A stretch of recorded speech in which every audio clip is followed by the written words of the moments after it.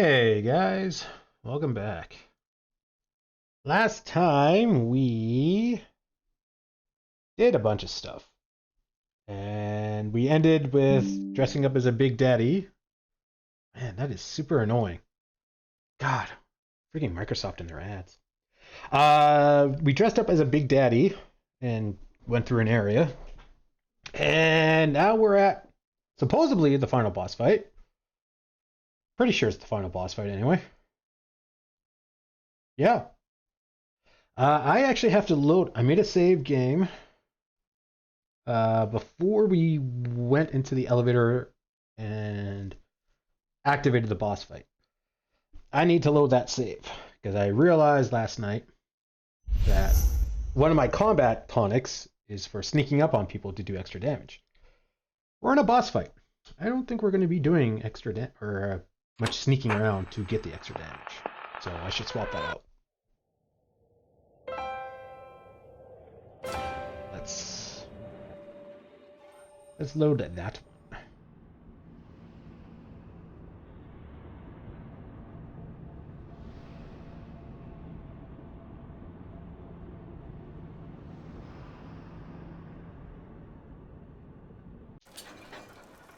Oh yeah, right. We got that helmet thing.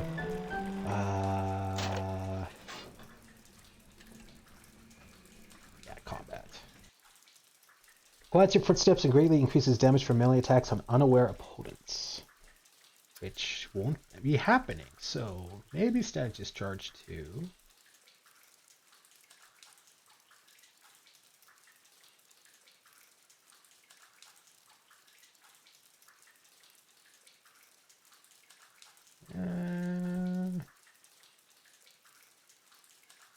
Could do one of these. I'm thinking maybe damage research, but we're not going to do much more damage.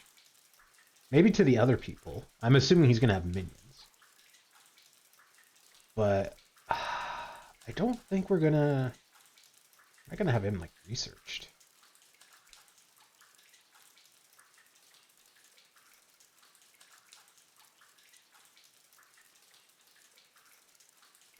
Burst of electricity, damaging everyone around you.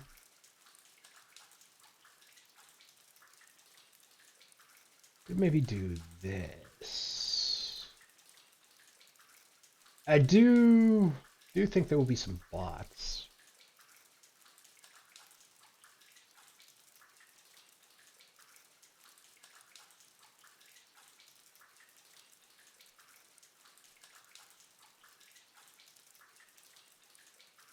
Go with that. Less damage from cold and you freeze enemies when you hit them with the wrench. I don't know if we're going to be using the wrench much.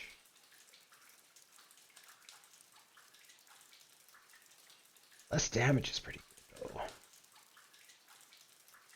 Well, I guess, like, these three really are, like, wrench.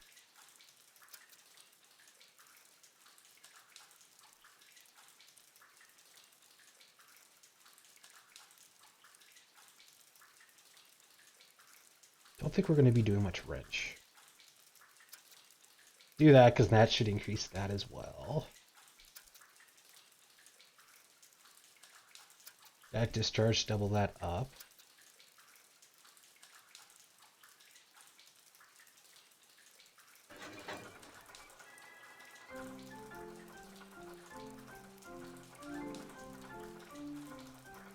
Yeah, that could just seriously boost up electricity.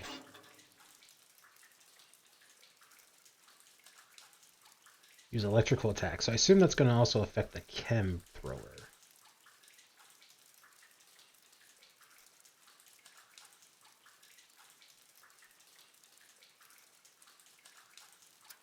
Yeah, alright. It's just quadruple down on electricity, I guess. Engineering, I think this is all hacking.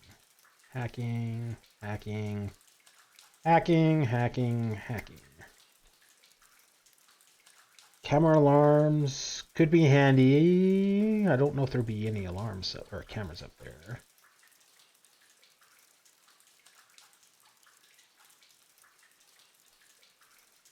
Won't be surprised if there is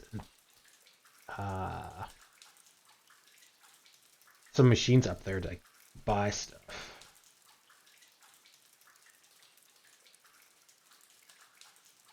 I think maybe we'll do that.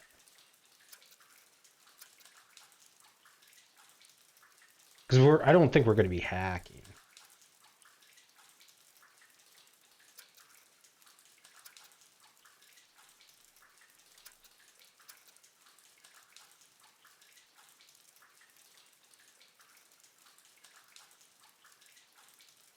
Everything else is hacking, so we'll do that. And then I guess in case we do hack,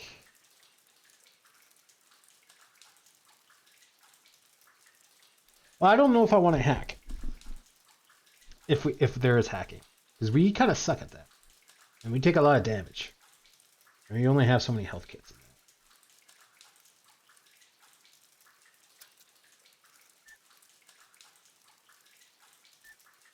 Physical. Okay, this is wrench stuff. Also gives you Eve. That could be good. More health, always good. Wrench. Man, we really loaded up on wrench stuff, didn't we?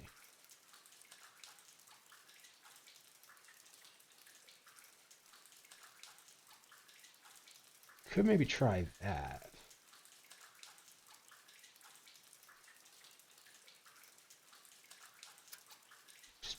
Totally go for health. Surprised there's no 2 or 3 on there.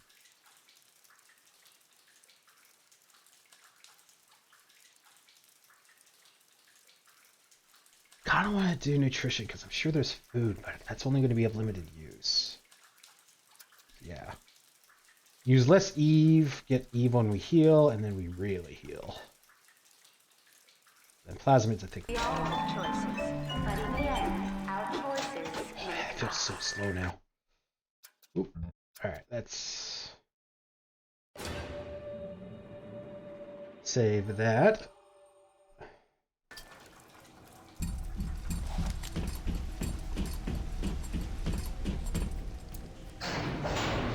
Try it.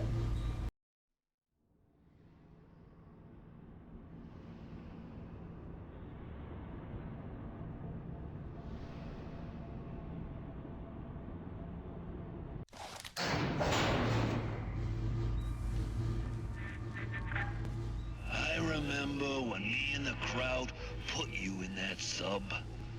You were no more than 2. You were my ace in the hole. But you were also the closest thing I ever had to a son. And that's why this hurts. Betrayal, kid. Life ain't strictly business.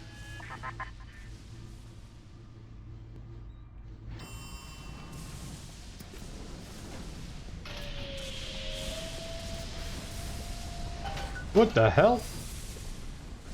Oh yeah, we got like skills Adam.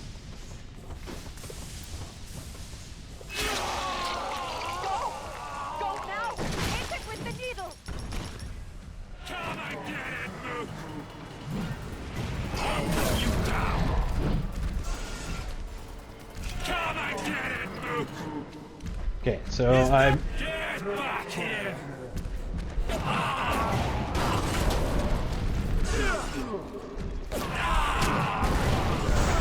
Ow. Come and get it, Mook!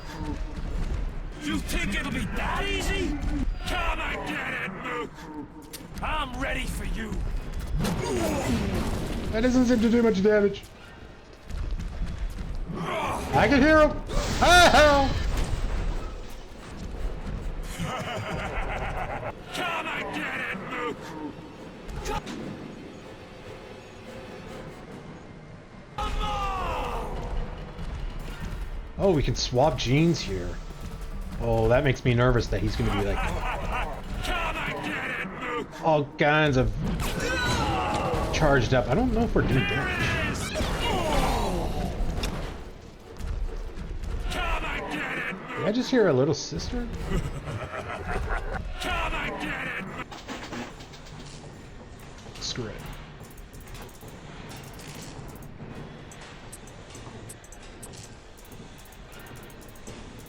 makes this much easier.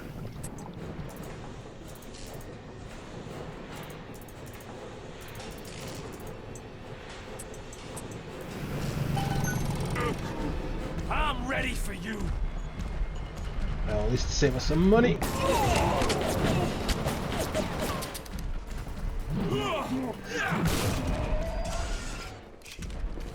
I'll get you. Come and get it, Mook.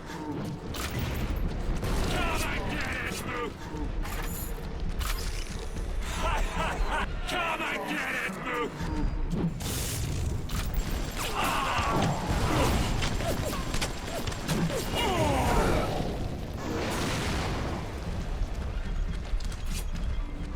I'm not finished. Come and get it. Move it, move it, move it. Get back here! Come and get it, Mook! Is that all you got? Ha ha ha ha ha! You bust him!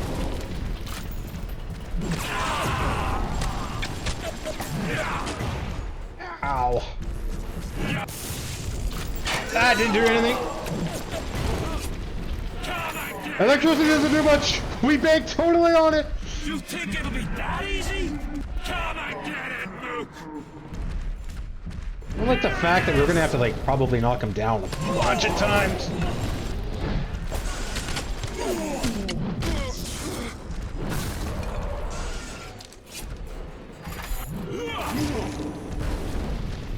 You little fuck!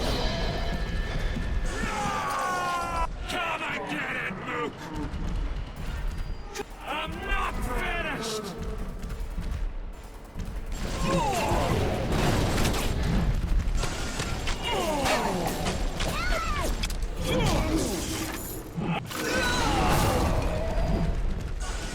Oh, I wonder if those aren't like little sisters, but the people I rescued.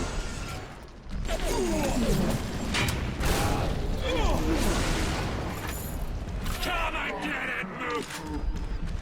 Oh, I'm stuck. Exploding? Not gonna do much. Is that all you got?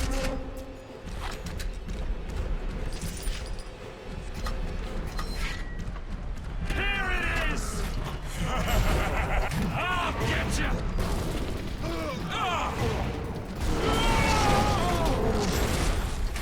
Catch my breath. And I'm gonna bury you and all them little eggs.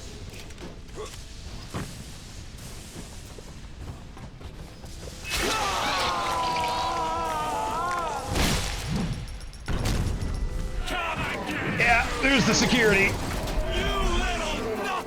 You think I'm alone in this world? I got more than enough mugs to watch my back while I recharge. Okay, so now he's ice. I'm ready.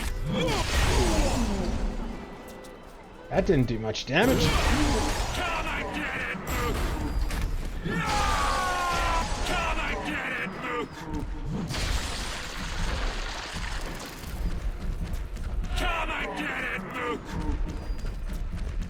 Is that all you got? If I remember right, these don't blow up on me.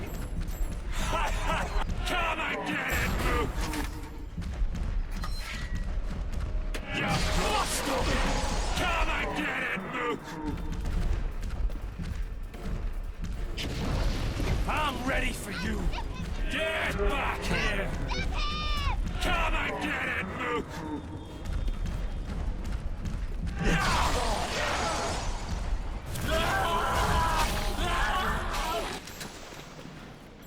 You didn't like that. Think it'll be that easy?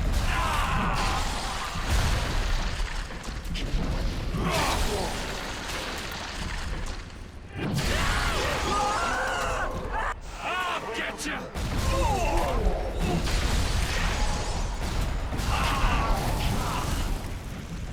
Come and get it, Mook!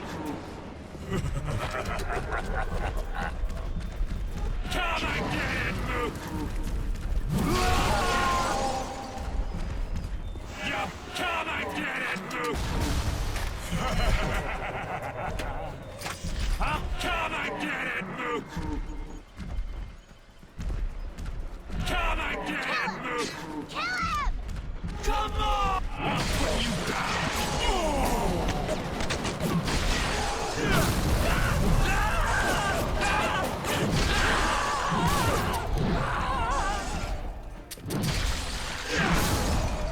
You little nut!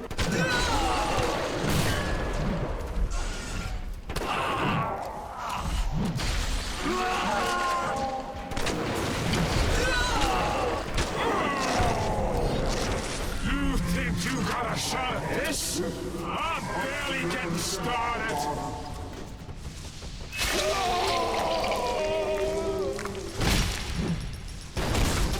Can I get it, Mook?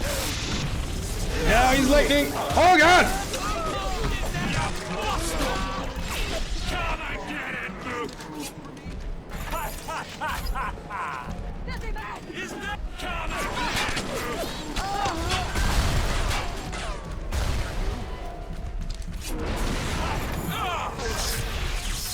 Can I get it, Mook?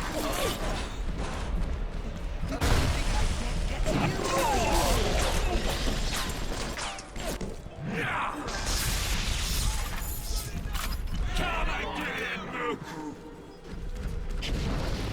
I'm ready for you. I don't know what lightning's weak against. Get it, Mook. Holy crap!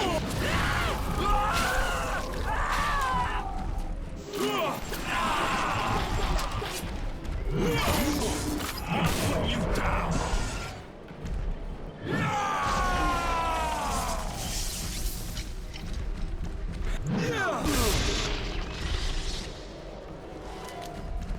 Can I get it, Mook?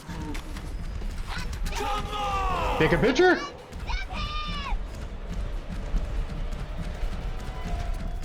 Smile! Septic research complete. That's a load of crap. Oh!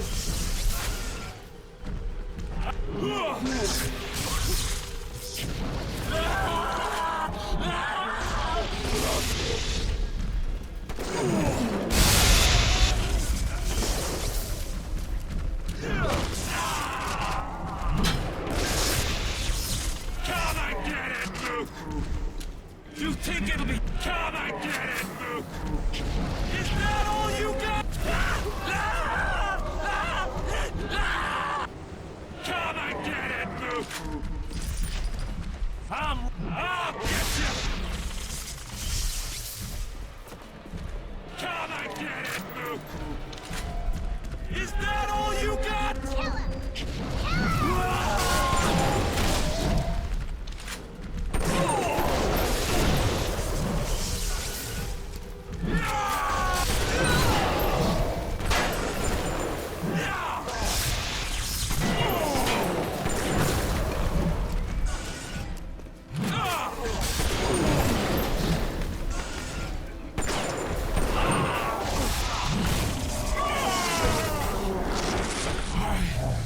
Good money for you.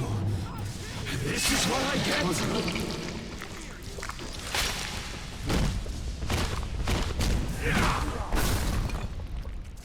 I had you built. I sent you topside. I called you back, showed you what you was capable of. Even that life you thought you had, that was something I dreamed up and had tattooed inside your head. Now, if you don't call that family, I know what is! And now...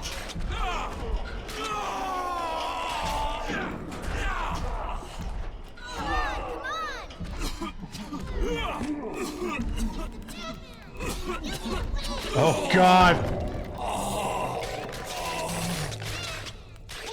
Oh, that is disturbing.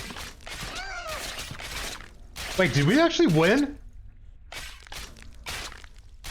No, that had to have been a lot harder.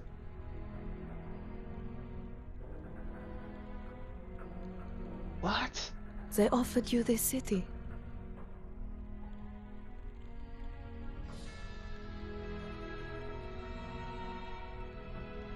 And you refused it. And what did you do instead? What I've come to expect of you. You saved them. You gave them the one thing that was stolen from them. A chance. A chance to learn. To find love. To live. I kind of feel like they'd be scarred for In the life. end, what was your reward?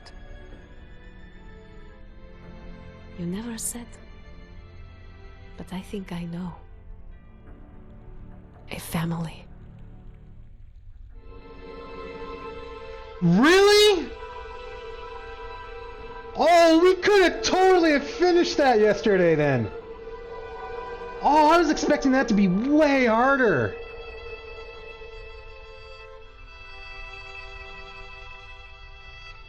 Okay, well we'll look through the museum and the commentary and stuff then. I honestly thought that was going to take us like 2.5 hours to do.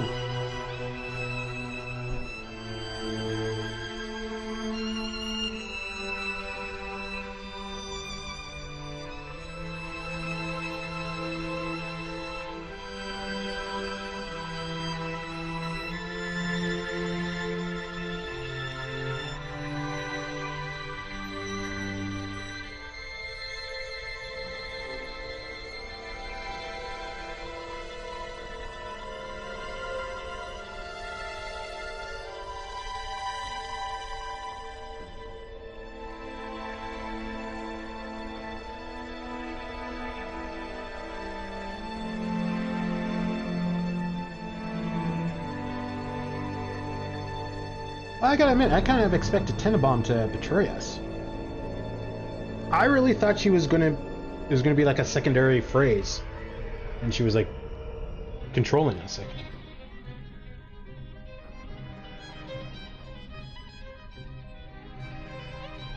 Also, I learned that the second one is about you being a big daddy or something. So I was really expecting the whole big daddy thing to be like permanent and lead into number 2.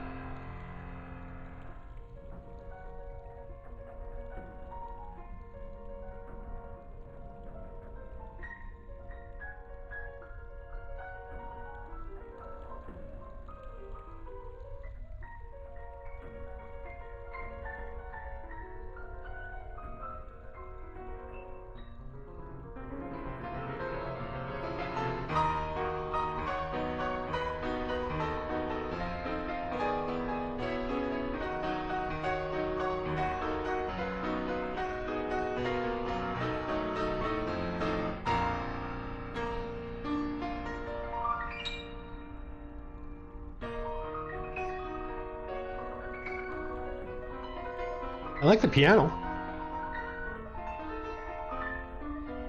I mean, I'm just picturing it in my head, and the person's got skills.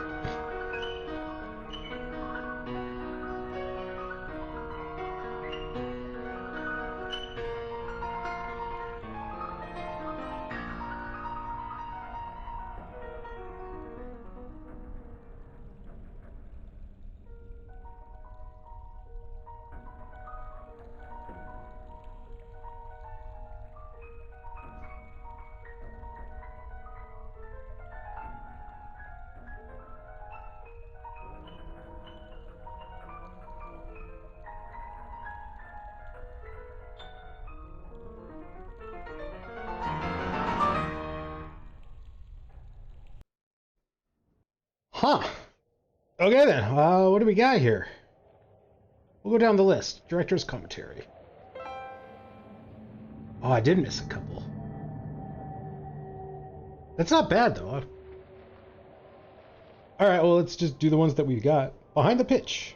BioShock was groundbreaking in many regards when it released in 2007, though fundamentally it shared many consistencies with Irrational's System Shock series. What elements of System Shock translated into BioShock, and what was refined, altered, and innovated upon to create the world of Rapture? Let's take a look at the long road from System Shock to BioShock. Sounds like Geoff Keighley.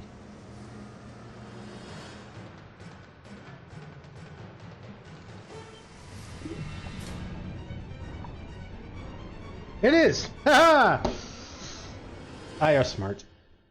Everyone knows where the game ended up, but I think fans would be interested to learn where this game or the idea of doing this game started. And I think, folks know System Shock and the legacy of that game, huge fan base. Did it start as a System Shock game initially? No, I mean, because Okay. we didn't have the Rights? the rights to that, Yeah. right? We kind of felt that there was more game design to mine there. That it was sort of, we did that one game, and it was sort of the first game that really combined shooting and RPG, and it was a very small budget. It was a very small team, and it was the first game we had ever done. So I didn't realize he got worked on pretty System Shock lucky, too. I think, in terms of how well it came out, but the odds were sort of stacked against it. And the team, was really enthusiastic about doing a game like that.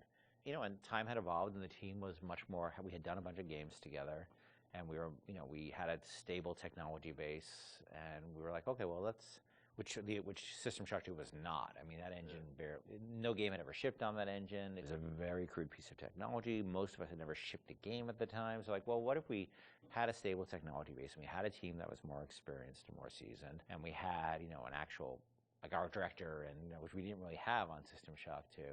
What could we do? And so I think there was a lot of enthusiasm in the team to really try to do a more mature version of that kind of game.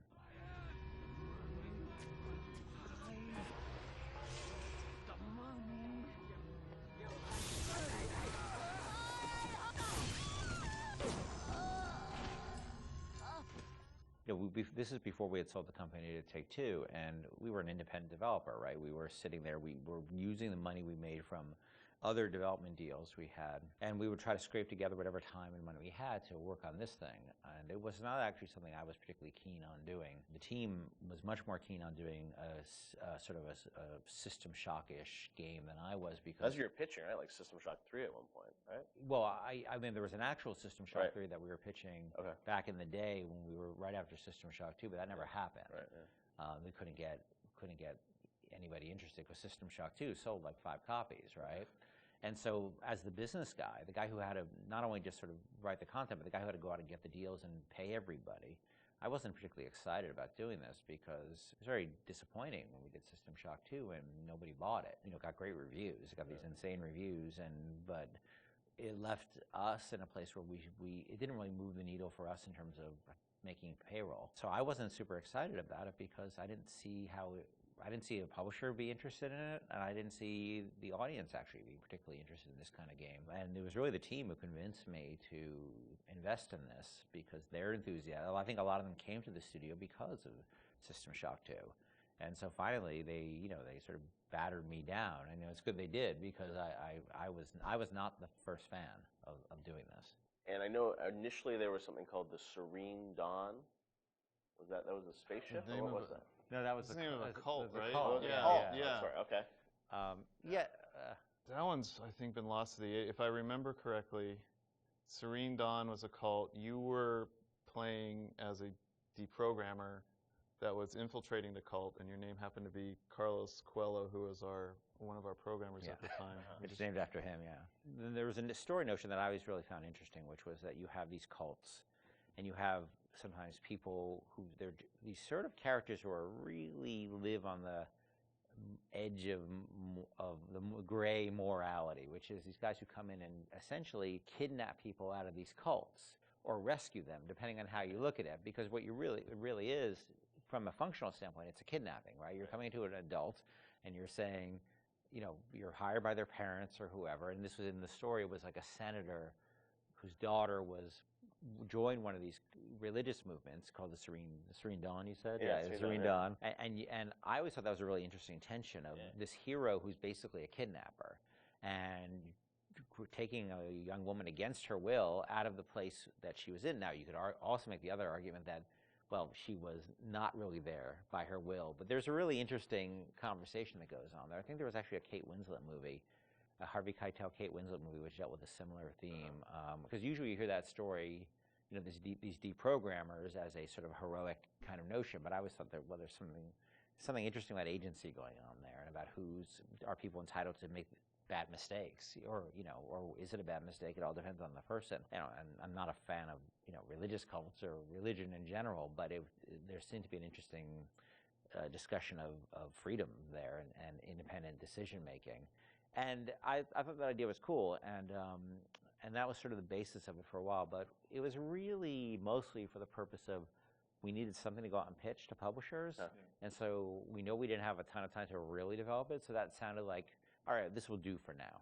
And was that pre-Underwater City? I mean, this was just like an idea for a story. We may have stepped away from that to do the cult thing, but then we went back to the underwater. No, we had that one room, remember? We had the one World War II room with the roaches on the ground and like these weird test tube things that you could walk around. I don't know where that fell. It could have been underwater. There was no windows. The thing is, we were a small business, right? And we were trying to like figure out a way to sell this thing with spending the least amount of money, because we didn't have any money. We didn't have a pot to piss in. So we would do this demo. That was one room basically, just to show. And I'd write up a document, and we'd take it around. I'd fly around the country, be like, "Here's our room." It was a different time, you know. And we had just come off of SWAT 4. One of the advantages we had is that we were so familiar with that engine at that point that we could really start cranking through. SWAT 4 was a great small game. rooms and lighting and making things look good. So I took it on the road to sell it to somebody, and nobody cared. We'd go to a publisher, and look, they have to make money, right? And then we'd say, we say, oh, it's sort of a spiritual successor to System Shock 2, and they'd be like, well, how did that sell? And I'd be like, my mom likes it, you know. And they would be like, well, we can't, you know. And usually we'd be talking to a fan. A lot of executives, like sort of junior executives, were fans of System Shock, and they'd go to their boss and they'd be super excited, and their boss would open up, their Excel spreadsheet and be like, "No, we can't do this." And I think the pitch probably evolved as we kept trying different permutations trying to sell, but we were also out there trying to sell like 2 or 3 other things at the time. We had a pitch for a game called Monster Island, and well, our SWAT 5 pitch was Zombie SWAT. Yeah, we Zombie on SWAT 4, which is like hardcore tactical, and we decided they wanted us to do another SWAT, and we didn't really want to do another hardcore tactical game. So we're like, what if we added zombies to SWAT? Like, you're a SWAT team that fights zombies and werewolves. That sounds awesome. And it was like, no, it doesn't. And this is before. This is before zombies were a thing. Yeah. And so we came with this thing called Division 9. Division 9, yeah. That probably would have been even a bigger financial success than BioShock. Wow. But we couldn't get anybody interested in it. We didn't have enough werewolves in the demo, I think. We had 0 werewolves in the demo. Yeah, we didn't have werewolves, weren't we? Werewolves and vampires. That was the Oh, whole, really? Yeah, Werewolves, the whole, vampires, like, zombies? just throw it all the Universal Studios monsters from like. Oh, wow. Yeah. So what happened was we couldn't sell it, but we were always sort of independent-minded. And so I said, well, what if we sort of did this in reverse? Instead of getting a publisher first and then doing a press tour on it, what if we sort of did the press first? Yeah. And we called up a guy, Andrew Park, who's at GameSpot at the time, who was a fan of System Shock 2 and a great guy. And I said, well, will you come out and look at this thing we're doing and write a story on it? And he was like, sure. And Andrew flew out, and we showed him what we had, which is this very, very rudimentary thing about an underwater base. And he wrote up an article and sort of featured as that this is the spiritual successor to System Shock 2. And the next day, the phone started ringing from publishers who now all of a sudden saw the article was getting all this pickup and all these comments, and people were excited. And that really, I think, put it over the top in terms of being able to sell it, even though it was not BioShock at that point. It was called BioShock, but it was not BioShock. There would have been I don't think there would have been a game. We never would have sold it without Andrew coming out doing that. My belly's full of angel's blood.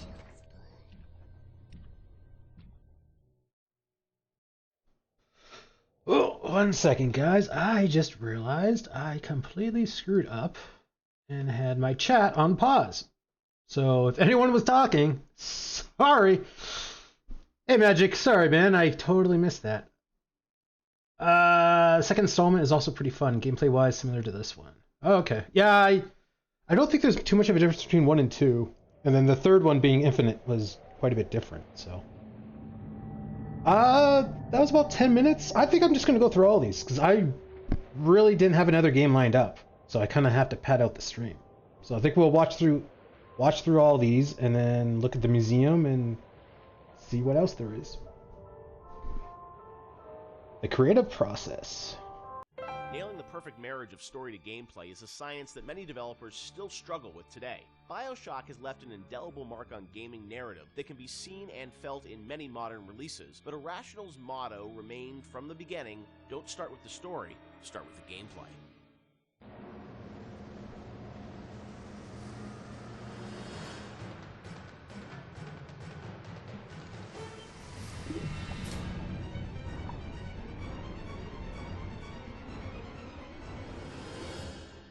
A lot of fans probably wonder about the process you go through in writing the story and the design for a game like BioShock. You've talked about how it evolved over time and what eventually ships is very different than your initial vision.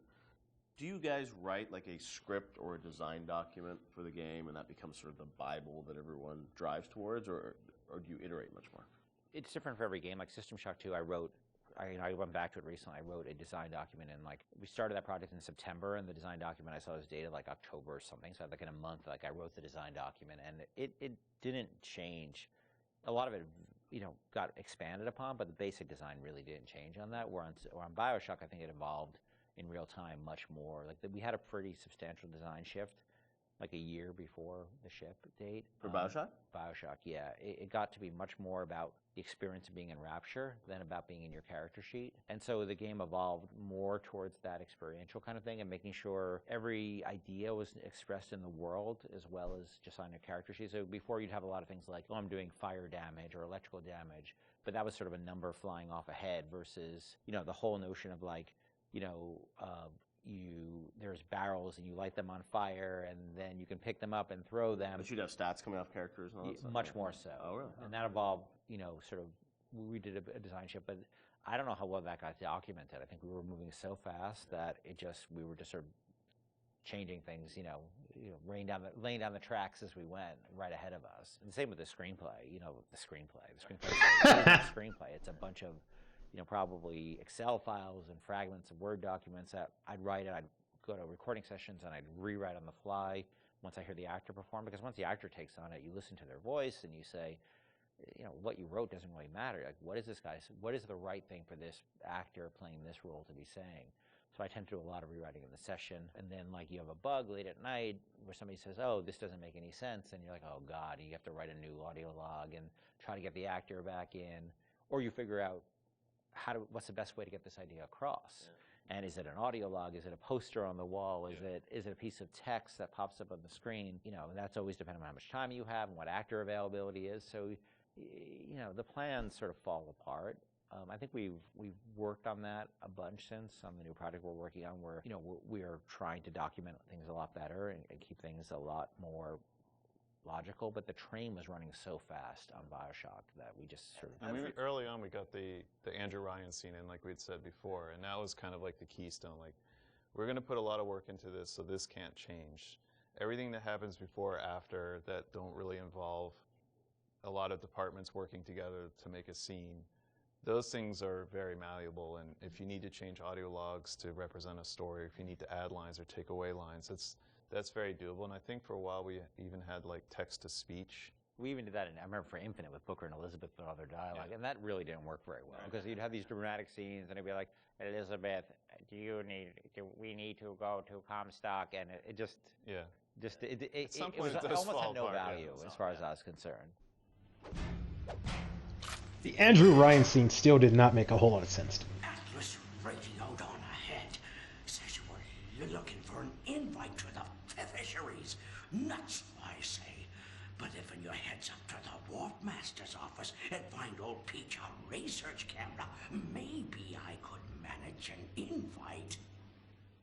Ken has so much of, these games in his head, and you're sort of, you can keep it all straight, or try to, with all the different things and changes. But from the team perspective, Sean, I mean, because this is evolving and Ken's thinking in his head about how this all ties together, how does the team sort of keep up with, what the whole game is going to look like? There's a lot of specifics that can change. For instance, Atlas used to have a Southern drawl. Right. And then we recast to the Irish. And we actually cast an actor, wrote the lines, did the whole thing, and realized that people hated that character and distrusted him from the first start. So we had to rewrite him, recast him, redo everything. Yeah. From a team perspective, you kind of get a sense on which things are going to be really volatile and that you probably want to push off till later, because if you work on it now, it might change. Larger themes don't tend to change too much, meaning we knew we were in Rapture, we knew we had Big Daddies, we knew we had Little Sisters, we knew we had Splicers, we knew what the arc of the story was about Jack coming into Rapture, and the specifics of this radio log versus that radio log didn't really affect anyone outside the audio team at that time, because we could still build the environment. We still knew what the environment was. We still knew what the animations were. There are areas you learn just by working in the same space for a while that this scene, I'm not touching this yet because I know that it's going to get changed a lot. I think these themes are pretty nailed down, so I'm going to focus the team on getting these things done. I won't leave you twisting in the wind. We're gonna need to draw out of hiding, but you're gonna have to trust me. The audio logs were, a great part of the game, and something that if you're a true fan, I mean, people really go in and listen to those and piece that all together. But I imagine there's a lot of work that goes into deciding, well, this is better for an audio log versus game dialogue, and there's the act of sort of cutting back and sort of saying, we need to be clear about what the narrative is for the game. What was that process like? I mean, the audio logs, were there things you added at the end, or were those, ideas that you had for the game, but then said, hey, maybe we'd demote these a little bit and make them audio logs? As Sean was saying, there's sort of a hierarchy of expense that you have to face, and so any ideas you have to get across, especially as you start playing the game, you realize, well, this doesn't make sense, that doesn't make sense. You have to figure out how you can introduce that idea. And generally, as the train is moving, you try to think of cheaper and cheaper ways to get those ideas across. If it's less important, it goes to an audio log. If it's less important, it goes to a poster on the wall. Well, there's also characters that you can bring in that have audio logs that aren't. Atlas, Tenenbaum, those are your big ones. You can bring in somebody to do a short, a few different audio logs. It's a character that some players may not even find, but it adds a little bit of depth to Rapture. And it also, usually each character generally is about a certain idea, and we don't just sort of come up with characters, we have an idea problem that we need to solve, and so let's introduce a character who's this guy, and he will be the guy who sort of shepherds you through that idea. Julie, my dear, I am trying to run a business here. You want to spend time with my honeybees? Well, I'm going to have to start charging you for the pleasure. If I come out one more time and find you lolling out there amongst my hives, I'm grabbing my shotgun. As to your question, yes, my days in beekeeping school are a blur. But I do seem to remember something about that enzyme you keep blabbing on about. So as you're going through the game and, writing things, rewriting things, were there things with the original BioShock that you've always been surprised that more people didn't pick up on, or was there something that, a connection to a character you thought was really going to resonate with people, which, didn't? Anything like that? No, it's the opposite. I was amazed, I don't know how you felt, but I was amazed how many people connected to the Would You Kindly stuff. Because I think it was when I wrote that speech, I don't think anybody on the team was like, oh my God, this is like really this or that. And I don't think I really had any sense that people were going to connect to it. I think we ended up sort of over time finding more ways to support the notion throughout the game. Yep. And I don't think I really, until I heard Pat put together the revelation moment, you know, Yeah. where it's like, you know, where you had all the bits that Atlas had said to you in the past building up, and then there was a visual that went along with that. That's when I realized it was going to be a really powerful moment. But even so, I still was, did I think people were really going to connect to it or really even understand it? Because it's pretty out there. Yeah. And that it was meta commentary too. I think that completely, like, I think I thought like, oh, it's kind of meta, cool. But people connected to it in a much bigger way. Yeah, the choice and everything, and also just, you know, being able to kind of roll back and think of all those other moments throughout the game. And it's, you know, a great revelation like that, they're few and far between in games where you sort of like, then you want to play it again, you're just like, oh wow, really, that does all make sense, right? Yeah, I mean, I think as a team, we were definitely proud of what we had done. But up till that point, you know, SWAT 4 was the biggest game that we worked on, and we had no expectation of that anybody would pick this up. Or even like BioShock cosplay. I remember the first cosplay I saw with a guy in the Big Daddy suit, and his little daughter was in the kitchen cabinet. I think that was the first one I saw. I was like, what? Whoa, people know this stuff? That's insane. Yeah, people were building these outfits, and you know, that only expanded with Infinite. I mean, that sort of went crazy with Infinite, with people cosplaying Elizabeth and Luteces and Booker. It meant a lot to people, and I don't think that's something we ever saw coming, and we're deeply grateful for it, because it's one thing to make a game and get good reviews and stuff like that. It's another thing to have things that people are having their weddings themed around it, and their tattoos and naming their children after characters. You can't plan for that, and I think the only way that could happen is if you just make something that you're deeply in love with and passionate about. I can say we were. It was something there's a lot of passion on the team about, but we didn't know people were going to take away what they did. Would you kindly? Would you kindly? Powerful phrase. Familiar phrase. Would you kindly? Would you kindly get this? Would you kindly find that? Would you kindly find that? Would you kindly find? Would you kindly get this? Would you kindly head to Ryan's office and kill the son of a bitch? Part of the challenge with that, though, is when people love fiction so much and they dive into, you know, every word written in every audio log and try and connect all the fiction, make sure it all makes sense. Are there any things from that game that you sort of look back and it's like, oh wow, like we didn't explain this and we should have, or things that fans have misinterpreted over the years? There are things we think that we did that should have or shouldn't have been in the game. Like I was never a fan of having two endings, and I think that's what the publisher was asking you to sort of have a. That was the one thing that 2K, and they were very hands off. That was the one thing they insisted on, and it's not something I really thought was a good idea, because they're still limited, even though they're multiple. They're still limited, and so that was something that we ended up doing. One of the endings was far better than the other one. I mean, it's clear that I was much more interested in the happier ending with the little sisters than I was with the nuclear submarine ending. I'm sure part of it was the idea that, you know, if this game is, if you're making a choice throughout it, I'm sure when some people are like, oh, well, then it has to be a payoff, right? Right, except the game was really about lack There of was no choice. choice. About Right, not being yeah. a choice. So Yeah. that always struck me as a tension that was weird, but, you know, look, at the end of the day, they were putting up a lot of money, and, you know, so I can't really complain. They weren't dictatorial at all during the development, so yeah, that was the one thing, but that's a game that I wouldn't have put the boss battle in, the final boss battle. Like, we seem to end up doing that over and over and over again. Every time we start a project, I'm like, I'm never going to do that again. We're never going to do that again, and we end up doing it. Right. We're not good at boss battles, and that, you know, you're fighting that guy, and look, this is the naked dude. It just doesn't work. Totally makes sense. But and it works really pretty well up till then, but then it doesn't. It just doesn't work. That boss battle's silly.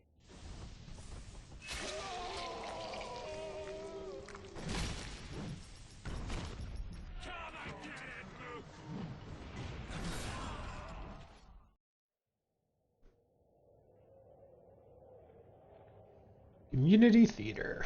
Rapture is filled corner to corner with detail and history, and the cast of characters that occupy this world are no less dynamic. Every splicer, every level boss has a story. In many ways, these characters are a reflection of their environment, and their environment a reflection of their character.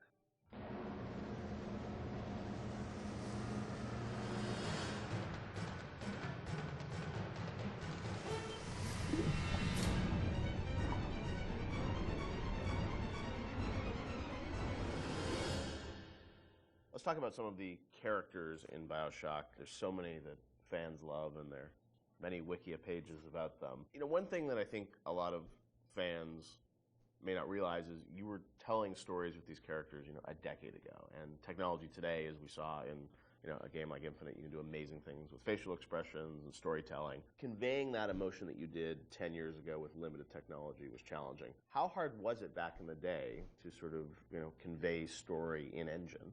We had such a small team that, you know, we had to show Tenenbaum or Atlas. They were just splicer models, right? Yeah, Oh, really? Tenenbaum was Ladysmith, Yeah. which is there's a reason that she's in shadow behind glass, and it's not to be dramatic. It's because we couldn't afford to build another. Really? Yeah. So just something as simple as that, like you couldn't afford to build a model. We didn't have the, yeah, we didn't have we had a few the, character models in the game. There's the what, budget maybe or the 8 or 9 time to character build a new models? character model, Really? yeah. Wow. So we're like, oh, we'll put her in silhouette behind a light, and people think it's noir. And so much of it was driven by the voice performance, I feel like, too. Yes. Because, I mean, that She all did look a little like familiar. a I guess that radio explains player it. Anyway, still.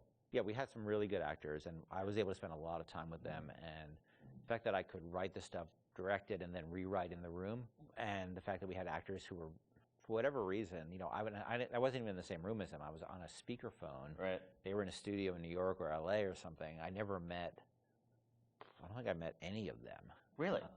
None of the actors in BioShock you ever met in person when you were making the game?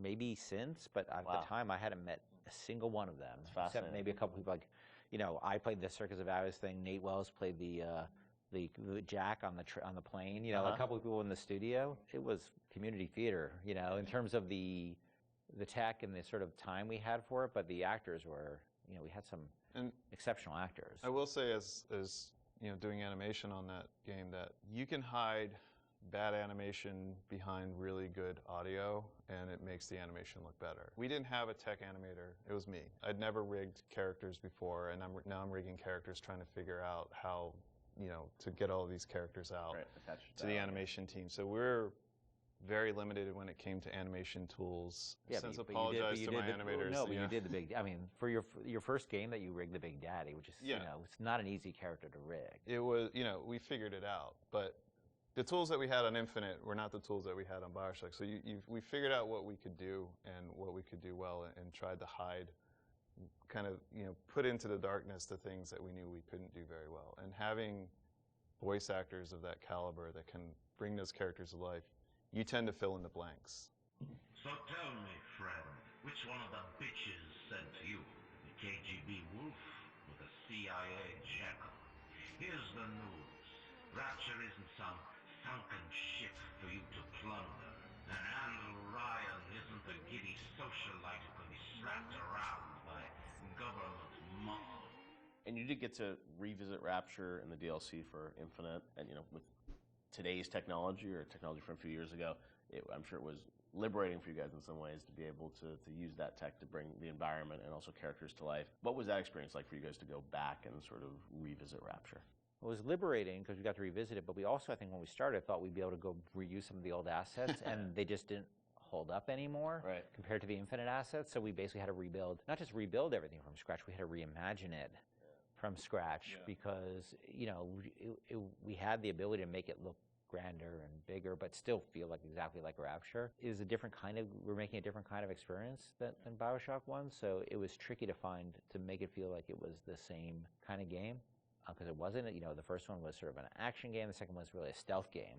You know, the Barrel at Sea Part 2 was really a stealth game, and you're really telling the story of Elizabeth throughout those. What? So it was a different lens, but it was also cool because it allowed me to make the whole story about Elizabeth. You know, to have her be central to the franchise from the very beginning, and she was always, you know, she became the heart of it to me, and to have her, it was really exciting for me to make her, you know, her heroism be something that set the events of BioShock into motion, which eventually, you know, saves all the little sisters. That was really gratifying, a nice way to tie the whole. I don't know what you're talking about. I don't want spoilers. No, no, no, no, no, no, no, no, no, no, no, no, no, no, no, no. He has a letter that he's addressed to himself that's 10 years old. But, yeah. I don't know. I mean, for me, it was a nice way for me to say goodbye to BioShock and BioShock Infinite, because, you know, those two worlds together, you know, you don't realize, or I don't think the audience realizes how much time you spend with these characters trying to get them out and polished and into the world. And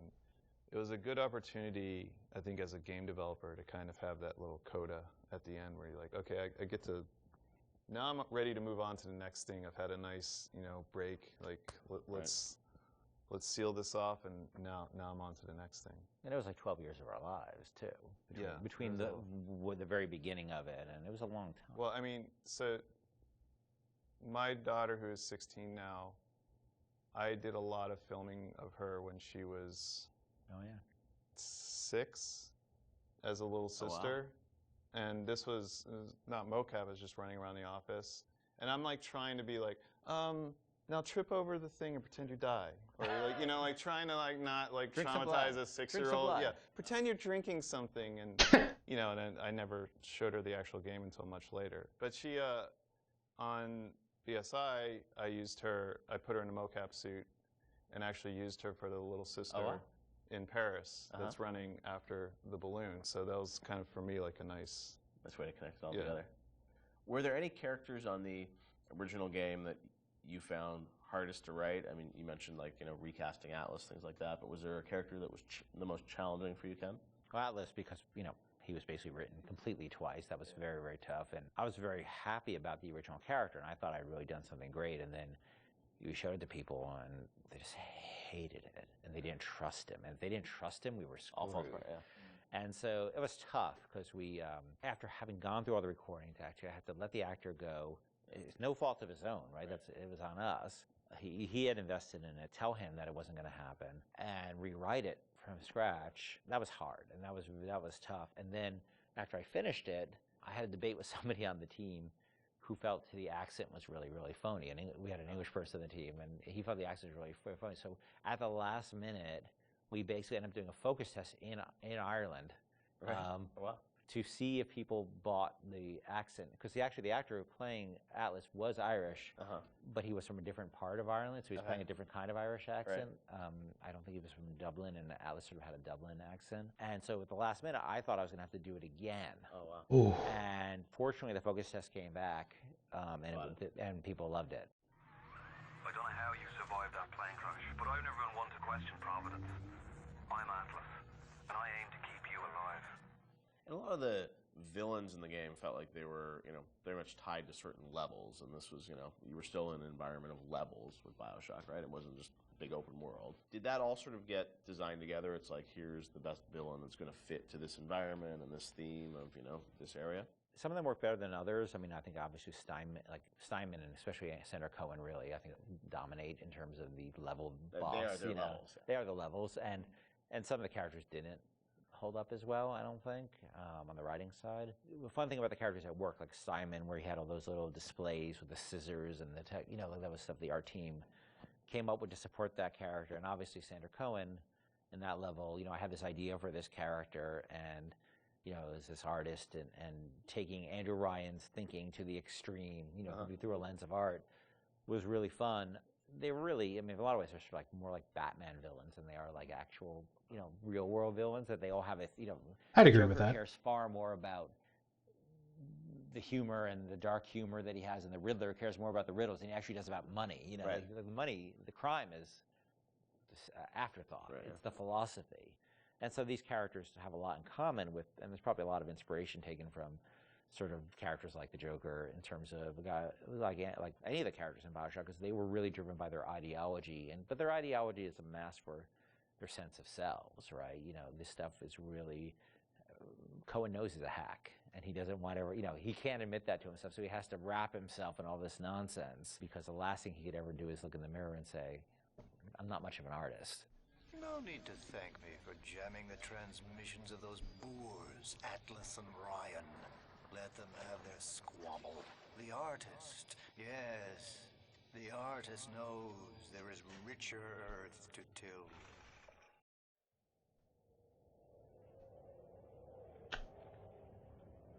I gotta make a phone call, guys. I will be back as soon as I can.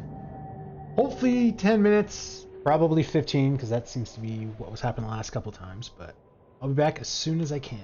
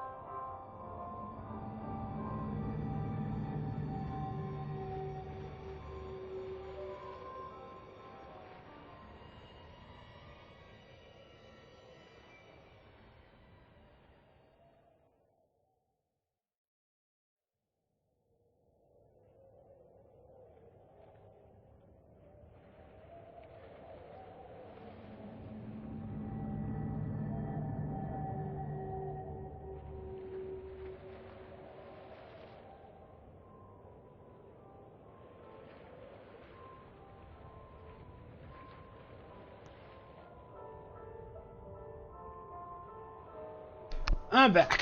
Sorry about that, guys. My mom called, so I had to call her back.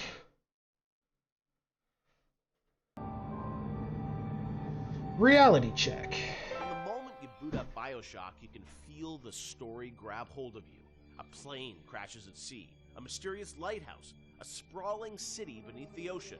Hooking the player from the first touch without overwhelming him with convoluted RPG mechanics was key to the success of the game and the skillful ramping up of BioShock's legendary gameplay.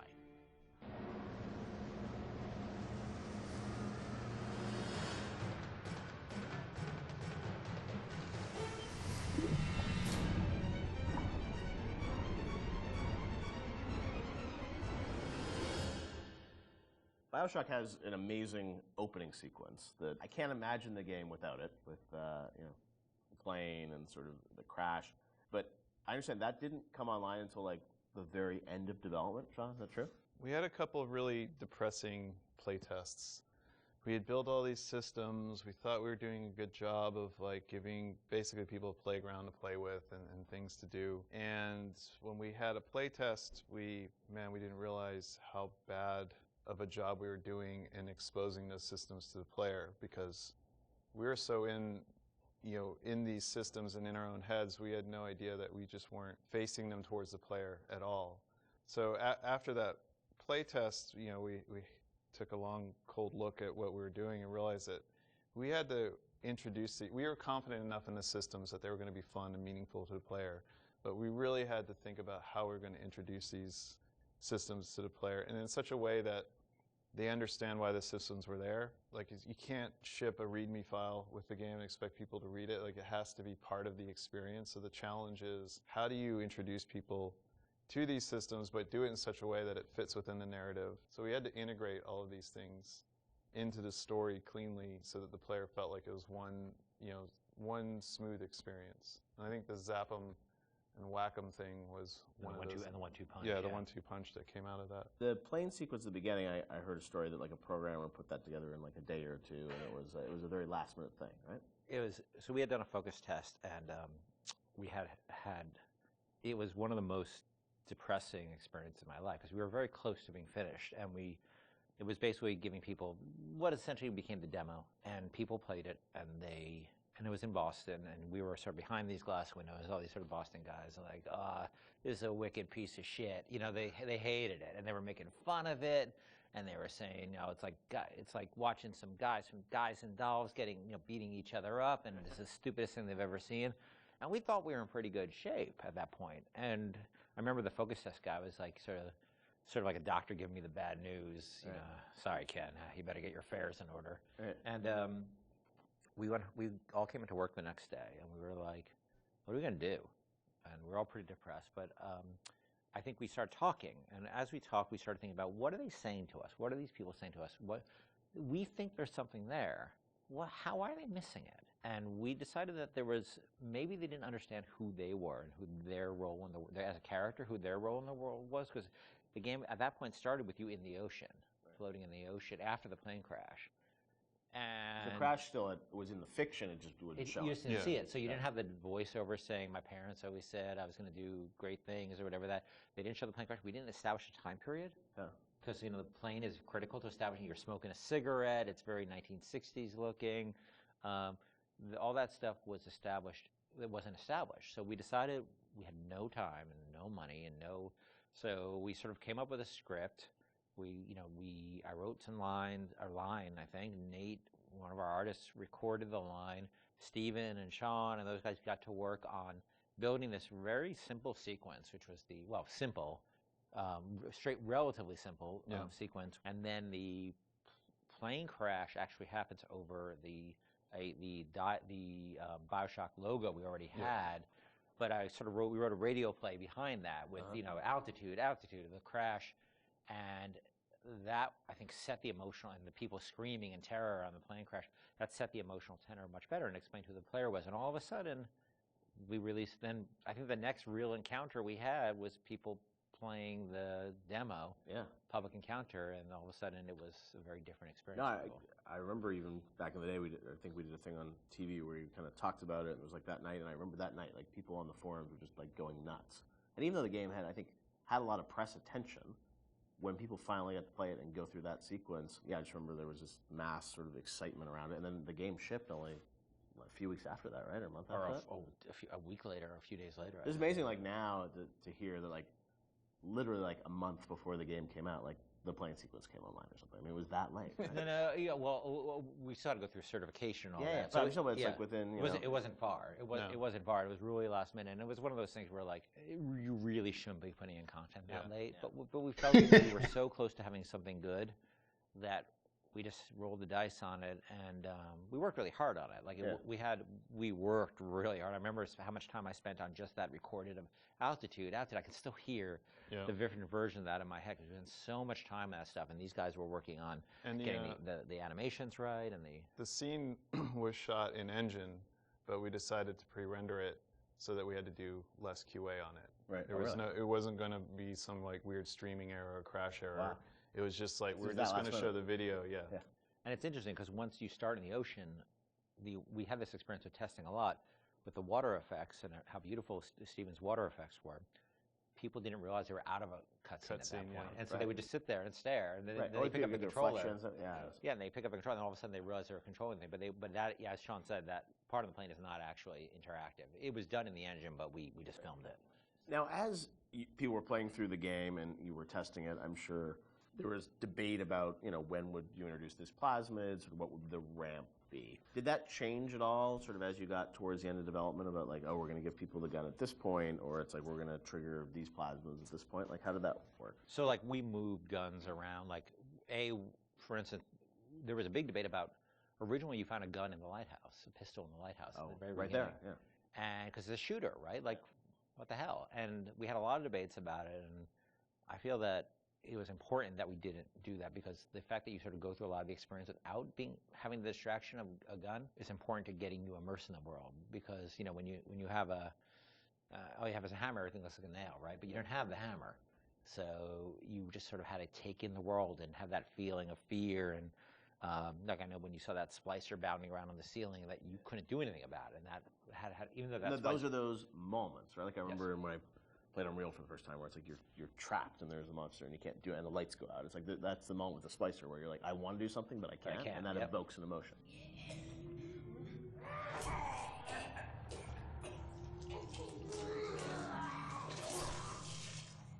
I remember we kept, moving where the machine gun appeared around and where various plasmids appeared around. It was a real, it's a real fine-tuning process. Yeah, and it gave us an opportunity, like especially with the shotgun, to really present the weapons, like put some space between them.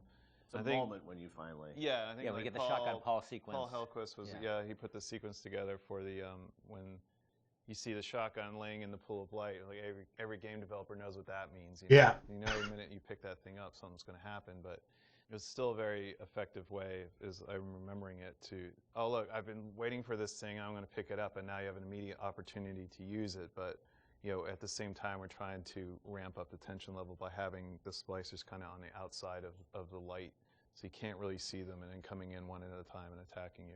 Yeah. And we had very few tools to really control how those splicers acted. So how they were set up and how the environment was lit was really important. There's even other things like when you get the TK plasmid, I don't think we had a lot of physical space and opportunity and time to really present that. So we came up with the narrative that, it was the doctor's office and he used TK to practice tennis. And we had the turret in there that threw tennis balls at you.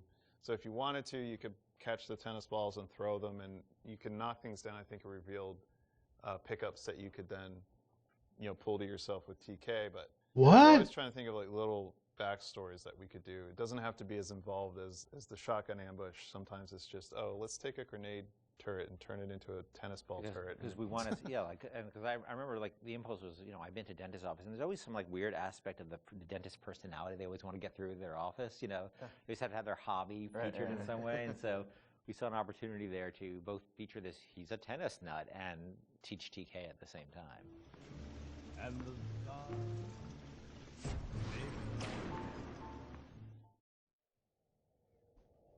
A world of themes. Rapture is overflowing with memorable locations and set pieces. In developing a world that feels organic, lived in, and functional, Irrational managed to create a space that feels perfectly suited to the story and action that takes place in it, which begs a question: did the plot shape the location, or did the plot fit squarely into a world that was already established?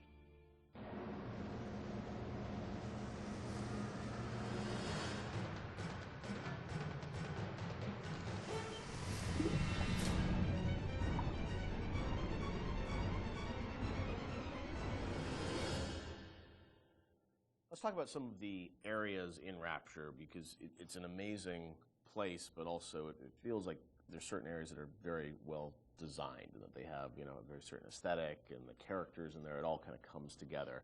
Ken, do you have a part of Rapture that resonates the most with you still to this day? I think the opening is always going to be the most important to me, because it's we spent a lot of time there, and it was all for me as a challenge as a narrative guy is sort of how do we set up a very complex series of events and a very complex notion, and all this, you know, Andrew, with so much to tell, Big Daddies and Little Sisters and Andrew Ryan and the time period, and do that all without cutscenes.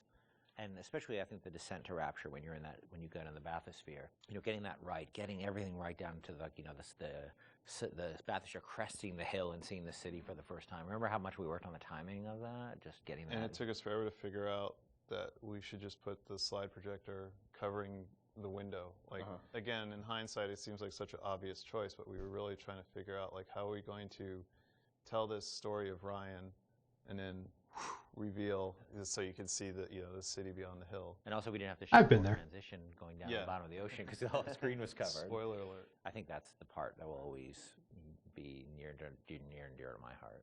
Yeah, I mean, for me, it was Kashmir. Yeah. That was one of the first. The restaurant at the beginning. Yeah, the restaurant at the beginning, because it was really like the first art box that we created that was Rapture. I mean, we created spaces before that weren't really hitting the Art Deco look. Scott Sinclair just started, and he built that, designed and built that statue of the Atlas with the world on his shoulders that was in the middle of the room. And Mauricio had done some concept art for us of that space. And once we started putting everything together and getting it into Engine and actually walking around it and seeing those giant windows off to the side that just showed the seascape and really drove home the fact that you were underwater. It was the first time really all the elements started to come together. And we actually we had built a bunch of stuff, and we actually stepped back and said, we have to just get one room right before we go any further, because we weren't getting it right. And so Mauricio did that concept drawing. Yep. We worked really hard on that statue, and that statue, I think, was the first object we really built in the game that was a Bioshock. So we just stayed in that room for like a month until we got it right. And I think the original concept actually had a tram running through it. It did. So it was like even more complicated, and that was one of those things where we had to keep pulling back to really focus on what the bare essence of that room was. Were there parts of Rapture that you never were able to realize that you sort of still miss? The zoo. People We had a zoo Frolic, right? that I was excited about. Not everybody was excited about the zoo, but I don't know why I was excited about the zoo, because it would have been a nightmare. We had another area that was prior to Arcadia that was more of a straight up agriculture, forest type of area. Before we had the bathyspheres, we had a whole sort of subway transport system in Rapture, which we spent a lot of time thinking about, and then just realized that these little submersibles would be a much more realistic and much better solution. You were going to be able to move between locations in that subway system?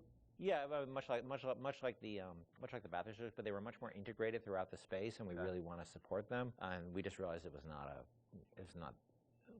not really relevant to what we were doing. Were there certain locations or areas where you knew a certain narrative point, needed to happen? Like you look at, the reveal of sort of Atlas's true motivations. Like, was that like, oh, we've got to do it this level because it fits the story? Or was it more that you sort of like, you had the game laid out in a certain order and you just layered the story on top of it? I think the big one I can think of is that you encounter Ryan in his sort of like that he would live in an area of industry. Okay. You know, so he lives in this very industrial area because that's where he would feel most comfortable. And that we wanted his office, his lair, to sort of be not in some, you know, residential zone, but where he wants to wake up and smell the grease fires and, you know, and the machines and the smoke. That's in his lifeblood. Industry is his lifeblood. But it also had to be very theatrical. Like if you look at it now, it doesn't look like an office. You kind of know it's an office because it's the story is telling you that.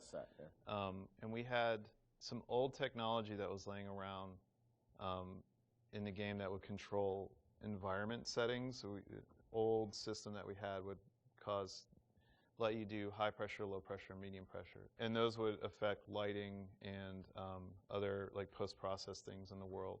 And that was a system that was cut, but because the code was in, we were always trying to figure out ways to use it. And one of the ways that we used it was in the Andrew Ryan sequence, because we didn't have a lot of narrative storytelling tools.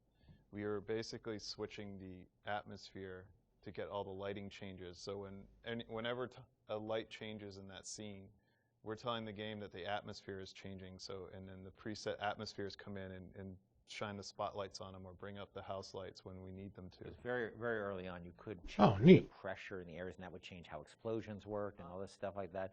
And we just couldn't figure out how to make it gettable for the player. We couldn't make it feedback, but we still had all those. That moved a lot of levers in the game, so we still had the system. So we used it for the sort of theatrical cues of the, you know, very theatrical cues of Ryan appearing, the lights going down where you are, and the lights coming up where he is, because the engine didn't have those tools by default. The assassin has overcome my final defense, and now he's come to murder me. In the end, what separates a man from a slave? Money? Power? No. A man chooses. A slave obeys. And there was a great sense of sort of artistic progression as you went through the game too, and that, you know, each level had its own sort of voice. Was that something that, you know, a lot of games as they move further in development, it's like, oh, we sort of ran out of time. We can, you know, it's like we're just going to sort of repeat this and change the color palette. It felt like, I mean, for the team, it was very defined from early on that you wanted each sort of level, which they were levels back in the day, to feel distinct. Yeah, I mean, we had sort of experimented with that back on System Shock 2, back when every Doom level looked pretty much like every other Doom level, because they were just working on the same set of assets. We decided with our very rudimentary tools in System Shock 2 that we would progress with color, and every deck would feel different from a color standpoint, even though most of that was lighting, or textures, nothing really more. But we had the tools to actually, you know, sort of theme levels. I think a lot of this goes back to, I think my first memory was actually from when I was 1 year old at the Montreal World Expo. Remember when you were 1? Well, I remember being at something at this World's Fair, which I didn't realize I think was in 1967 when I was 1 year old, a little over 1 year old. Wow. And I was on a theme park ride they had and I remember being at this thing where a big bat flies out of this sort of thing and comes up. I don't know why I was a 1 year old was on this ride. I'm not sure, sort of a haunted house kind of ride. And I remember loving it. And I think that stuck with me. So the notion of sort of theme parky themes and settings, and Disney World does a great job with this. You can go to Disney World, they theme areas. So themed areas are something that always resonated with me. And BioShock sort of always has had this notion of feeling of theme in different areas, much more than the real world has. Like you walk from building to building, most of them you can't really tell them apart. You walk from walk from a floor of an office building to another floor. It's not going to look any different. But we always felt that was really important. And there's also, I mean, if you look at SWAT 4, saw some early experiments with this, especially like the serial killer's house level in SWAT 4. Oh, that terrified me. Which is probably one of the most dense levels that we ship, but you were trying to tell a specific story with that. And going straight into BioShock and using the same exact engine that we're using, and we were very comfortable at that point with how the engine worked and how to art up these rooms, gave us a leg up when we sat down and really thought about what stories are we specifically trying to tell. And one of my favorite anecdotes from this time period is with Sander Cohen.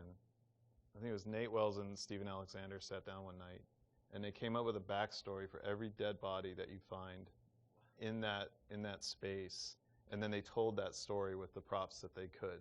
Even if it was just like, this guy crawled 3 feet and then shot himself in the head because he was sad about something. You know, they put those marks in, maybe put a picture next to the guy, and then he shot himself. So they really like did their homework and tried to add, you know, the backstory for everything that you're going to find in that space. I've got Atlas's goons hitting us non-stop and 2 dead mechanics just this week. We need to control costs. If I wanted to deal with amateurs, I would have stayed on dry land. Rapture's denizens. Iconic and haunting, the Big Daddy and Little Sisters of BioShock immediately captivated the public's imagination. Big Daddy encounters defined the BioShock experience, creating new mechanics and techniques that had not been seen before in gaming.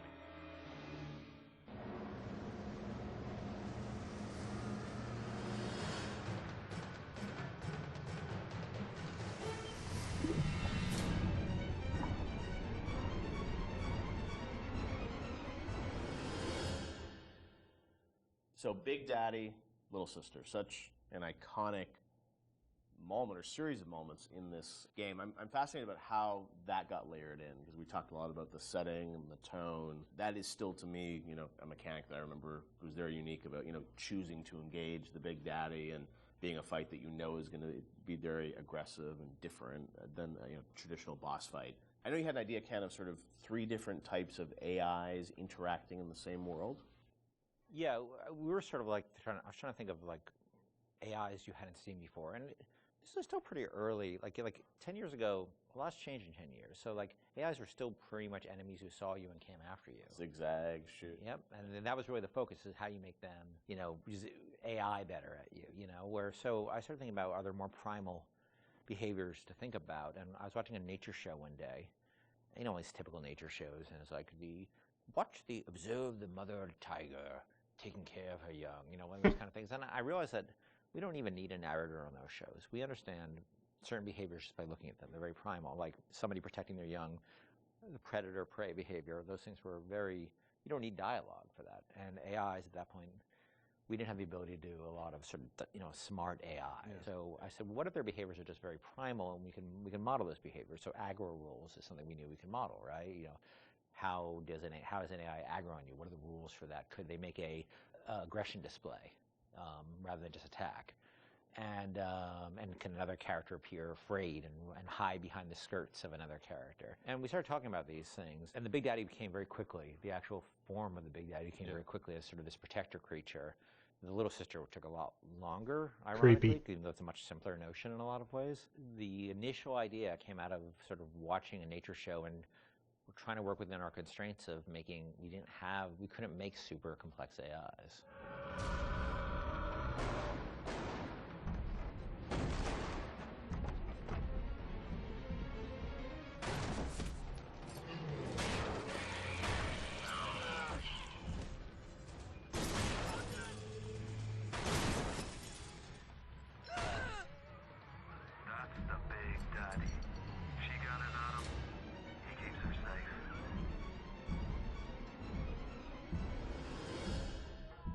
Because when we first got the system up and running, this is before the play test, we weren't really thinking about player facing these things.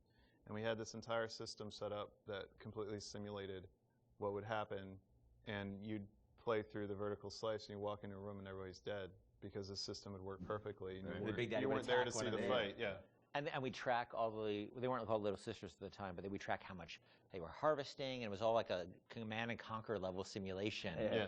And players didn't care or notice. Yep. And so we just abandoned all that stuff. Yeah, so that took us a step towards, you know, how do we present this to the player, then how do we make the gatherers, which we called them at the time before Little Sister design came on, like how do we make them empathetic towards the player, how do we make the player want to engage with that, because at the time they were just slugs. Right. So which is a That's horrible right, design. Originally were slugs, right? Yeah. Not actually. Which is a horrible design in so many ways, because you don't care about slugs, and they're also on the ground, so you don't see them. They're not like at eye level, and they're dark. So but you still have something. We had the trailer had like the same, or not the trailer, the demo, or prototype we did. So it had the Big Daddy sort of like interacting with the little slug. And slugs crawl around the Big Daddy? Or no, it's this awful little mesh. Right. Yeah. It's like a little beetle, sort of. Yeah. It was terrible. Yeah. And they were protecting. And they had protecting the beetles. The beetles? What? And the it Big was Daddies so had 2 drills. they didn't have a hand, so they could. There's no way they could Right.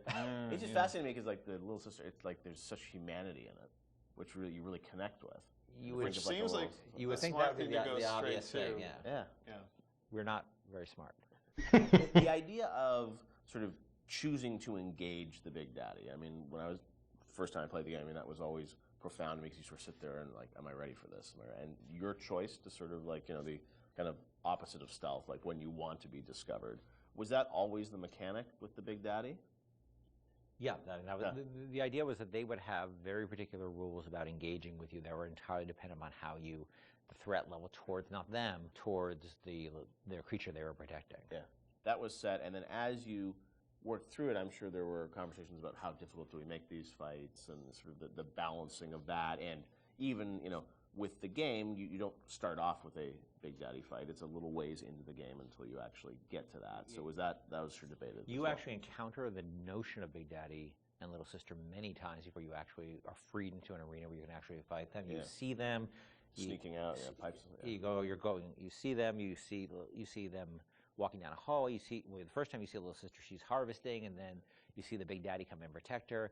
And we realized it was 4 or 5 sequences we had to do to set the stage for these characters. And look, we were hoping they'd be iconic and people would respond to the way they did, because we certainly spent energy on them with the expectation that they'd have an impact that we really just as easily could have turned out that nobody cared. I think the actual very first time, and not a lot of people see it, there's a Little Sister in the vent in Kashmir restaurant. That if you're looking in the right direction at the right time, you'll see her looking at you, and then she'll disappear into the eyes, vent. though, Yeah. It's the eyes. No, right? it's the actual mesh. Is it the mesh? Because it was easier to do that Right. than new eyes, but yeah. No! No! No! No!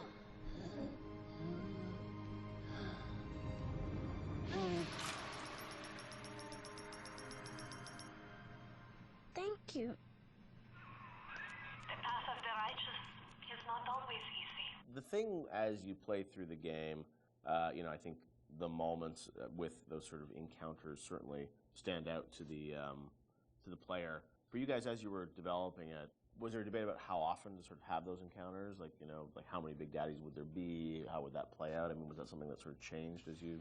No, I think we decided there would be 3. I think it was 3 per level. So 3 and 2 in smaller levels. We did have a third Big Daddy that was mostly finished, but we couldn't make it fun. Like that last 10% of an AI is always like, where's the fun? Like, how do you really make They this put it fun? into I think they put it into BioShock 2, didn't they? They might have, yeah. They might have. I don't know. But you know, it was fully rigged, fully animated, but we just didn't have the time we needed to really polish it. So we ended up shipping with the bouncer and Rosie.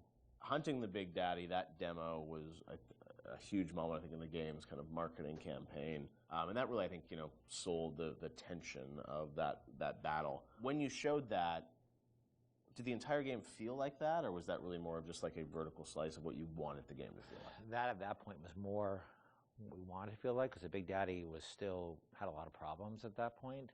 But we were confident we could do that. Like, we wanted to make sure that was an experience we could deliver on. And it was like it functioned, but it would do really weird things. Like, it had this tendency at the time to, if you did the wrong thing, that it would turn into basically a super ball and start like a tiny little super ball. The Big Daddy would go, turn to a super ball and start bouncing off the ceiling and walls like a million miles an hour. Do you remember why you did that, or what was going on? I'm sure it was some physics bug that we were, And so that actually happened. Sometimes we were doing the demo, and Joe Falstick, who was the guy running the demo with me in Barcelona, was very good at making sure that he turned away from the Big Daddy. Like, oh yeah, I guess we killed the Big Daddy. He must be dying over there.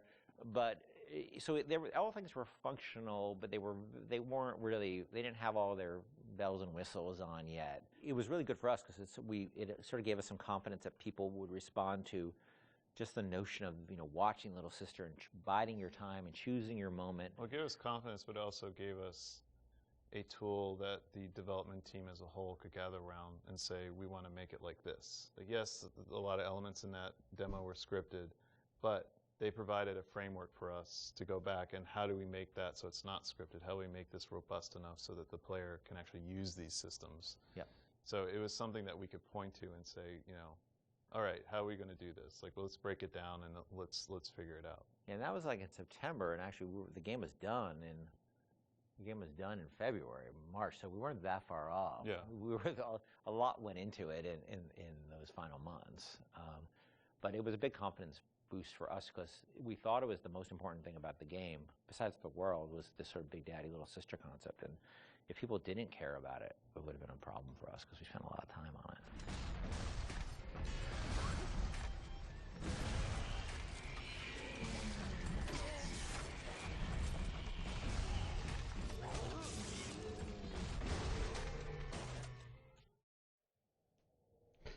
Questions of morality. To kill, excuse me, to harvest or not to harvest, the moral dilemma that follows you throughout the BioShock experience and defines the fate of the player. This choice lays at the center of your BioShock story and has repercussions that can be felt in nearly every facet of the gameplay. Oh, I'm intrigued about this one. This will be a good video.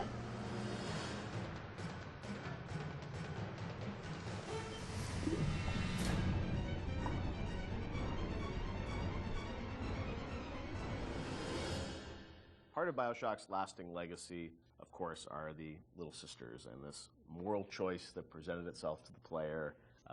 Everyone became a water cooler conversation about, like, well, did you save them? Did you harvest them? That concept, Ken, was that something that came about early in development, or that binary choice? When did that come into the game? I don't remember when. I mean, we had the concept of them being protected, but I can't remember when you actually certainly chose. wasn't. When there were slugs, it was not meaningful. I think there was. You salt it? Do you not salt it? Yeah. There were resources that you could get, but there was no choice there, right? The choice was, do I want to fight the Big Daddy or not? Yeah. I think once we got into the realm of they have to be empathetic, the player has to have some feeling towards them, which you're not going to get from slugs. Right. Then we start seeing that opportunity there of, like, okay, nobody's going to want to do harm to these girls, or do they? Like, and do we allow them to? It was we weren't comfortable with it at first when it first came up that we could. I think it was important that it was a way to reflect the sort of larger economic questions of a world like Rapture, where, like, where the economy drives everything. Are there any limits to economic decision making versus moral decision making? Because that's sort of what the Randian notion is that. I never thought about that. Role that you don't sort of legislate morality. Let's try to take that to an extreme and see where that ends up. And Little Sisters sort of became that. And in this world, they became a commodity. And the question we have for the players, are you willing, they're a commodity to you as well, potentially. Do you want to participate in the commodification? There was, I think, a fair amount of nervousness internally at the publisher about it for a little while, but pretty quickly they were able to sort of say, look, we trust you guys, and go, do this. And I only had a few. The press, and this sort of happens over and over again, the games press worried a ton about it and, like, would wring their hands about it. They ever recognized it was a setting topic, but that it was done to a larger purpose, that it wasn't just sort of like, hey, this is the game where you kill children. And whatever, and that was a sensitivity. I know that, like, you guys wanted to call them Little Sisters, not little girls, and it wasn't, it wasn't killing them, it was harvesting them. And I mean, you did some things probably on purpose, right, to sort of explain that this, you weren't doing anything vicious to them, right? Well, I mean, you do sort of, they do sort of disappear out of you, and a big slug out of their belly, comes up that you. Well, we didn't want that to be graphic. We wanted to be very clear that you were killing them. Yeah. But it was not intended to be a prurient in terms of, hey, this is a simulation of pulling a sea slug out of a little girl's belly. But we wanted you to understand that you were making a very diabolical moral economic pact there. And we think that came across, and I think it came across well enough. And I think the test of how well it came across is, I think most people didn't really thought of it as am I willing to do this thing or not? Right. And people would tell us stories how, like, their girlfriend saw them harvesting, and then they literally slept on the couch that night. Right. and that's an interesting, that was interesting how people connected to a 3D mesh that's really no different than any other 3D mesh in the world. Like, this little sister, she's not a person.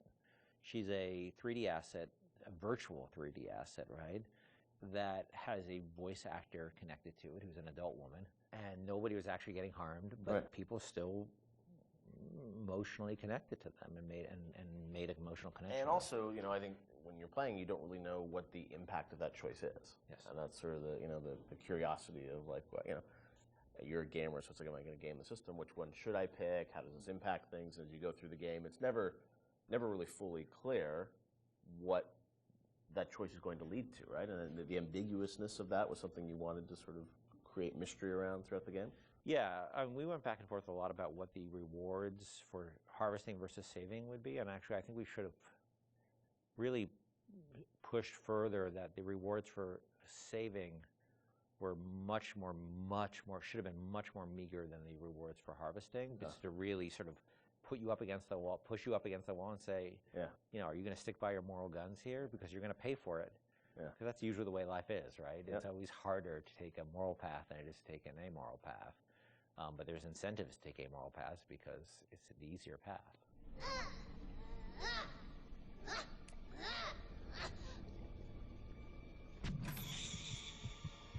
What?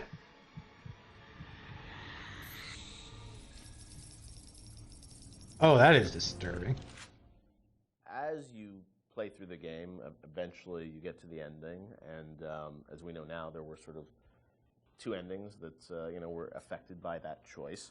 And that was something at the time, I know you said publicly that you weren't in favor of sort of having two endings. Was that in part because, the game is about not having choice, or did you think that, the two endings were, I don't know, like, I'm interested for narratively, like, why you didn't want to go that path? It seemed forced, given that the game really sort of almost made a joke, a meta commentary joke about the lack of agency in games, the lack of meaning of those choices, given that you have these two endings. I guess you could make an argument that, well, you were free, you were given choice of the, once Ryan's dead, and that's really what it's about. But I think we also didn't really have enough time to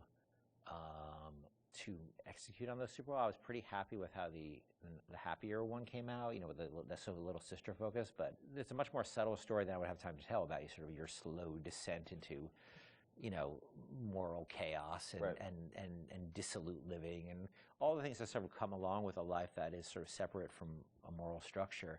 It's a long story. And so, you were just switching a cutscene. It wasn't like you were doing sort of a whole other level that was different or something. So the choice was... There's two cutscenes with very tight time and economic Or constraints. just start a nuclear war. Yes. And that's not... You're a nice guy, or you start a nuclear war. And because we had so many problems on our plate, that was something I had to sort of do in the spare time. So I was pretty happy with one, but not very happy with the other. I know you had said publicly before that there was another sort of more ambiguous ending that you had originally planned, or what would you have done? There was a notion of an ambiguous ending, in which if I just wrote one, I would have found a way that would just talk about the moral ambiguity of the world rather than the sort of, positive or negative, because it is such a look. I think we really tried with BioShock not to sort of make a game about good and evil. It's really about circumstances and what circumstances lead people to. Right. And how they delude themselves with ideology to do things that they would think are evil, but it's okay because it's for the good cause. Right. And that's what I probably would have. If I just had one to write, I'd probably focus more on that. How difficult it is to sort of align when you start being driven by ideology rather than being in the moment and thinking about the impact of what you're doing. Right.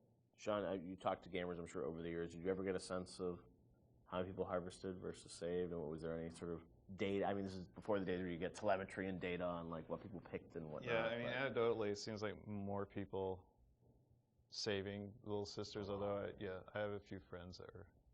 I just harvested every single one. I wanted to see what happened. So I don't know if that was more, the game developer and them trying to see, what would happen, but certainly for the most part, I think most people. Which I guess is a good thing. It means that maybe people are good at heart. They kind of feel bad. They want they want to save the Little Sisters. So, yeah, I'll say it. The needle sways towards the green there. Time for bed-bye, Mr. B. Hurry, Mr. Bubbles. Excelsior! The illusion of choice is a thinly veiled dynamic that drives many single-player gaming experiences. And while many developers spend a lot of time trying to convince players that choice is real and authentic in their games, the truth more often is that choice is a superficial concept in gaming narrative.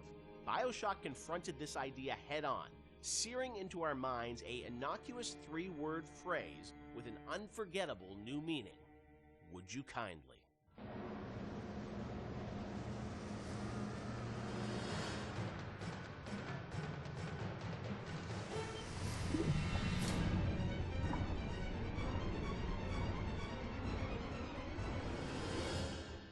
Of course, one of the most memorable moments in the game is the "would you kindly" phrase and the reveal of how that's been motivating the player throughout the entire game. It's still, to me, one of the most classic kind of narrative moments in games in the past decade. What's interesting about that phrase is that it didn't always start like that. Can you tell us sort of about the evolution of sort of the conditioning of the player? And there was once Excelsior was the phrase once. Yeah, this is what I'm trying to recall some of this. So we had the idea, because we had the Andrew Ryan scene very early, and we knew sort of all the events that would happen. There were phrases before there was "would you kindly." The notion existed and what it meant and what it was, but we didn't actually have the phrase "would you kindly" until later. So we had a bunch of terms we threw in there. And like Excelsior was it for one point. That's probably comes from my Stan Lee fanboyism. Was that like so throughout the game? It would have been like Excelsior. Just randomly There say are some things when you're making games you just sort of throw in as like, we need Sounds something. cool in We a need concept. something. Why don't you head over there, Excelsior? And then it sits there for a year. Right. And then all of a sudden you kind of forget it's not good, right? And then until somebody comes along and says, "Dude, seriously." Yeah. What, Or say you meant Excelsior?" it to be like a stub in. You never meant Been it there. to gain traction, and then you're like, oh crap. But that sense of some phrase or word being repeated throughout the game that you wouldn't really realize its meaning Yes. Until later, that was there very early on. Yes, yeah. And the fact that you would have something that seemed like a non-thing and then came back at you like a freight train later on it was there from pretty early. Sit, would you kindly? Stand, would you kindly? Run! Stop! Turn. A man chooses, a slave obeys. So that phrase evolved, but talk about that, the sort of meta-narrative of, being in a game, thinking that you have a sense of choice and making these decisions, but then obviously realizing that the player ultimately didn't have choice or was conditioned in a way that they would react to that. That was, sort of a new idea for a game. Where did that come from on your side, kind of? Was there sort of a deeper sort of, meaning behind it?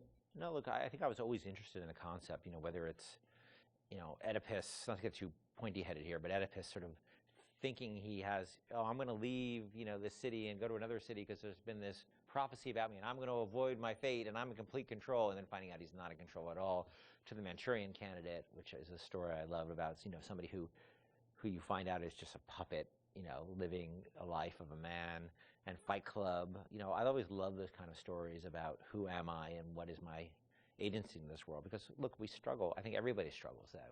How much we really have control over, and how much is our boss or parents or whatever telling us what to do. So that seemed like a natural thing for a story, and because it came from movies, that idea a lot, and plays. Yeah. I don't think it was very. There was a lot of. It hadn't been explored in games really, and games are particularly interesting because games. Because you feel like you are interacting with choice, yeah. And you're really being, most games, especially at the time, you're really just being railroaded down a corridor. It's very easy to underestimate gamers, and I think probably I did a little of my own underestimation there, that it would be a little too pointy-headed for people, but people seem to really engage, because it spoke to an experience they had, a struggle as a gamer they've always had, which is like, I want to control, but how much control do I really have in this game? Uh-huh.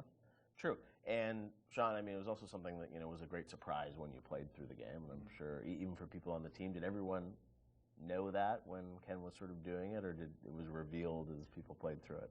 I think, at some point the entire team knew.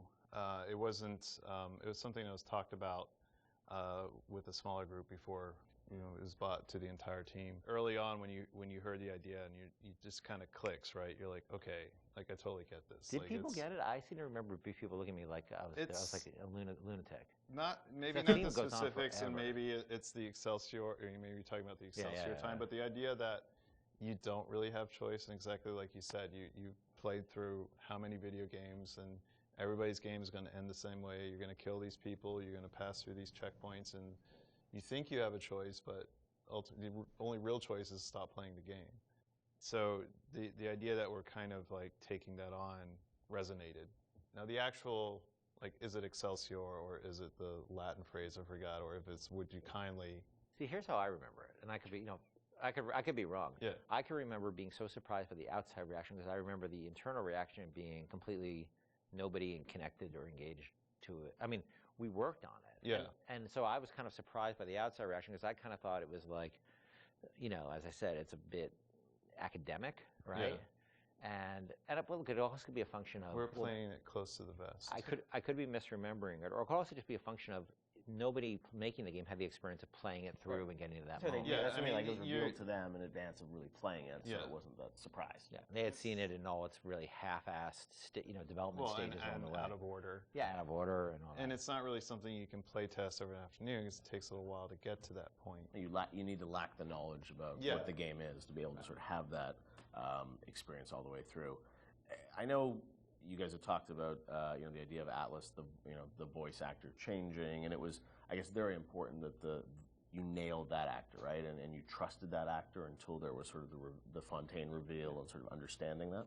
Yeah, trust was everything there, right? And so there was something about either the actor or the writing or the accent that just people immediately said, this guy's no good. Right. When the first Atlas we had, because you have to trust this guy, and if you don't, there's no trust, there's no punch in the gut. I think we've really focused on making him have personal stakes in the story as well. That he had his family trapped. Of course, it was all fiction, right? But he had skin in the game. He sort of spoke to you as a friend, and especially because the whole world was so hostile to you. I think it took a while to get that exactly right. Listen, I've got a family. I need to get them out of here. But the splicers have cut me off from them. If you can reach them in Neptune's bounty, then maybe, just maybe. I know you must feel like the unluckiest man in the world right now, but you're the only hope I'll ever see my wife and child again. Sean, what do you hope is the kind of lasting legacy of BioShock? 10 years hence, a lot of things you guys were doing, have sort of become common now, right? With upgrades and moral choices in games and whatnot. But it was really pioneering work a decade ago. When you reflect on it, what do you hope people remember the game for sort of pushing forward? For me, it's telling a story with the medium and how we used everything available to us to tell that story. We used the environment to set up the backstory of Rapture and really create a sense of space, which I think is vitally important to getting the players to trust that, to sit down and kind of like just be in the space and let these things happen. Even the radio logs, the rudimentary animation that we had at the time. I mean, we really sat down with the tools that we had and at our disposal and tried to tell a meaningful story. Maybe not meaningful, but something that would be memorable to people that they could take away and, like you said earlier, have that water cooler moment where they're excited enough to talk about it after they put the controller down. So for me, I think the legacy is that it was a story well told. For me, it was a sense of place, being like the Rapture is a real thing, even though it's not. It's actually a very crude, from the time, a relatively crude bunch of polygons and texture maps. It's only, the original game is only in 720, I think. And I played a lot of it when we were testing it on a 14-inch, SD television. That it still felt like a sense of place in the music and the characters, that it's a real place. And I think that my memories of the BioShock games is that I take away that Rapture's a real place and Elizabeth's a real person. Those are the two sort of big things that stick with me with those two games. And that's sort of what I'll always, carry forward with me in my life. BioShock is, it's a place, but as we saw with Infinite, I mean, it's an idea and it's a sort of a type of game. I think a lot of people say like, oh, this is a type of experience. When you think about, your career, where you guys want to go, I mean, that idea of those types of games, do you miss it now that you've sort of moved on to other things now, or do you feel like it's sort of you've closed that chapter?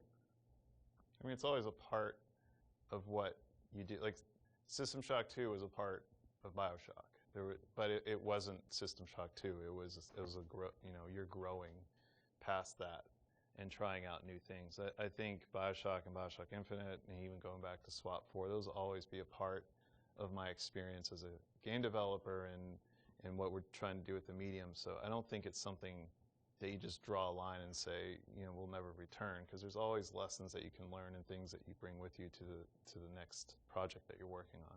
Yeah.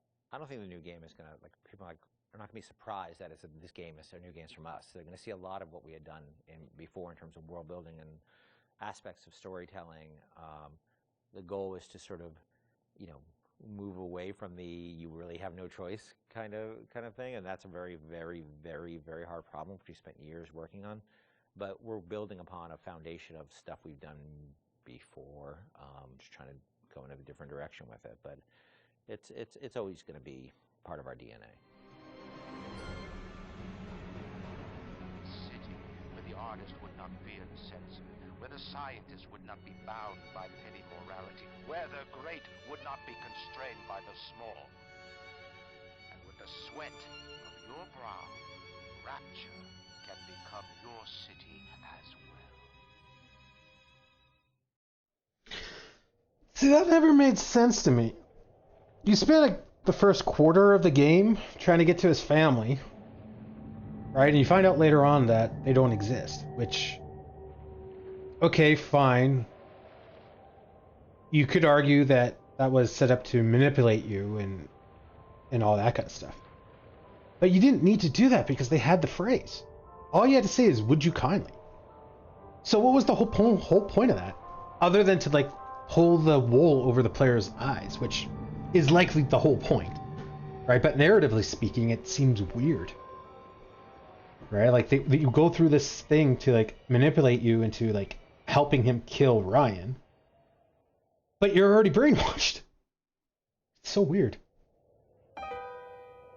Let's check out the museum.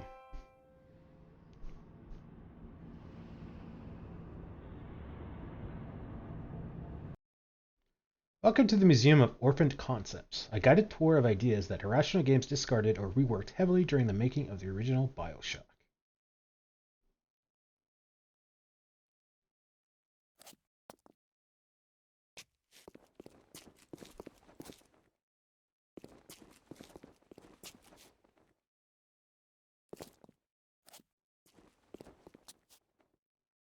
A rocket launcher?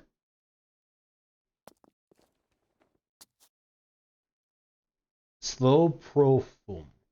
Irrational's internal name for this prototype Big Daddy variant, who mauled players with an enormous hook and fired iron bearings from a barrel, stood for slow projectile / fucked up melee. Yeah, okay. He survived long enough to become a fully functional AI, but the team eventually cut him to focus on polishing the other two Big Daddy types. This model later appeared in BioShock 2 as the Rumbler, throwing miniature turrets instead of cannonballs.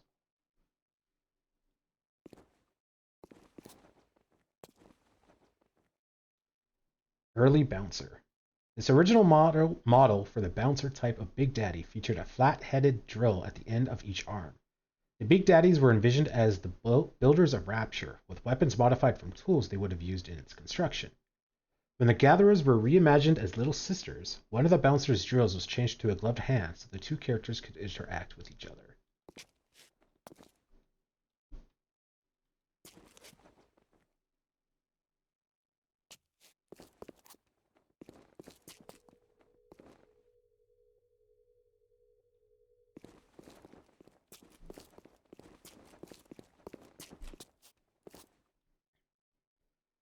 Forest concept art. Irrational's artists tried to envision how an underwater city would actually function in this early conceptual work of Rapture. One idea imagined a thick forest for the purpose of oxygen exchange, seen here with an observation catwalk running around the edge. The concept of using trees for oxygen exchange made it into the final game in the Arcadia level. And that level felt very BioShocky to me. Which isn't a bad thing, but creepy. Exhibit, the Gatherer. It may be hard to imagine that this creature, whose job it was to reclaim Adam from corpses around Rapture, was the earliest iteration of the idea behind the Little Sister. Since the Gatherer generated absolutely no sympathy from players, the team experimented with concepts for featuring a number of animals, including the infamous dog in a wheelchair. What? And later a grotesque miniature humanoid. Finally, a concept sketch of a deformed child inspired the eureka moment responsible for the Little Sisters.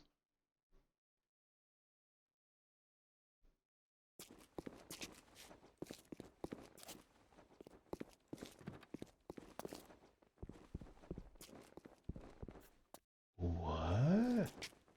Ranged aggressor.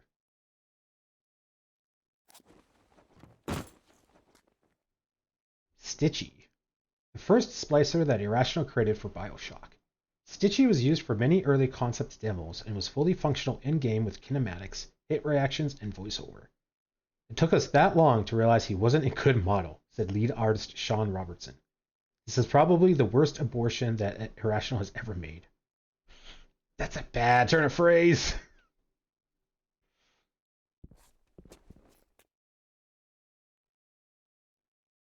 Early Splicer concept art.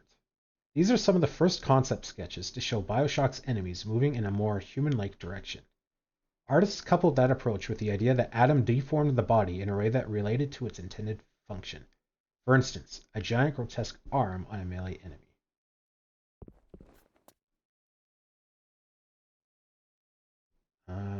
Same thing.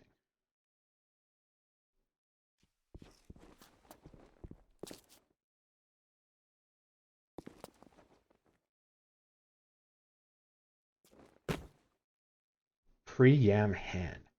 Before solidifying the fiction around Adam, Irrational experimented with the idea of having an external injected substance. Here you can see us playing around with Adam being mechanically injected, said lead artist Sean Robertson. So this splicer's got vials of it on its belt. This model was created but never made it into the game in any form.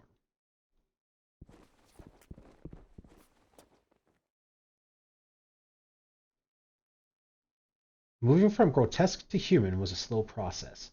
While early concepts saw the melee enemies grew monstrous arms, the team had trouble conveying how someone who had spliced to become a marksman would appear.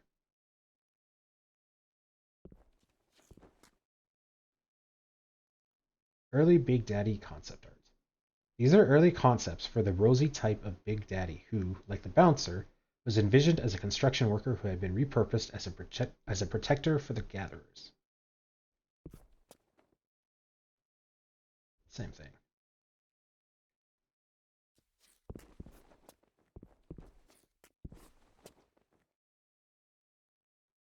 Protector concept art. The Big Daddies, originally called Protectors, were envisioned as desuited construction workers retasked with the defense of Adam Gatherers. They used construction tools or improvised weapons that looked like they had been found on the sea floor. From left to right are early concepts for the melee, ranged, and slow projectile protectors. Same thing. Same thing.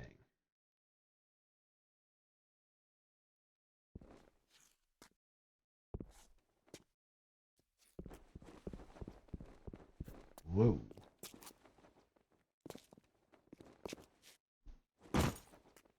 Grenader Splicer. This gray elephantine splicer was an early Grenader from the same period of development as Stitchy and Hooker. He was a guy who spliced to carry around giant grenades and throw them at you, said lead artist Sean Robertson. The model was built and textured, but never animated.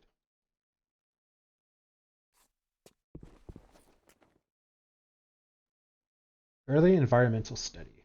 The location depicted here was built for the Vision demo of Bioshock, a small level demonstrating several of the key elements of the game, such as Big Daddies and Gatherers.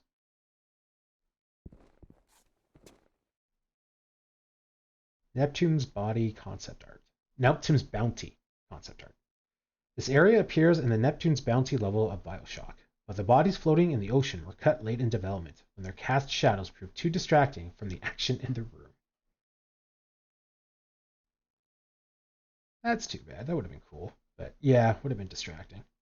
Whoa, what the fudge? Creepy.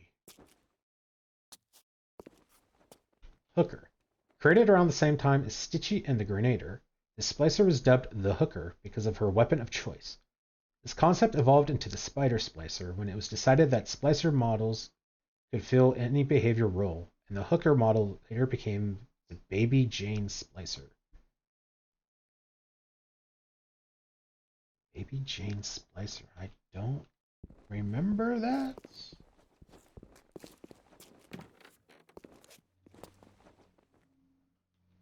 Big Daddy concept art.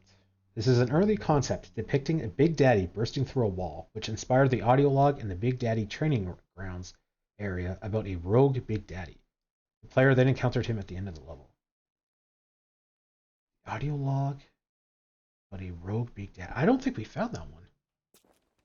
Also, it was pretty late and I was tired and I was kind of wanting to finish the level, so I might just not remember it.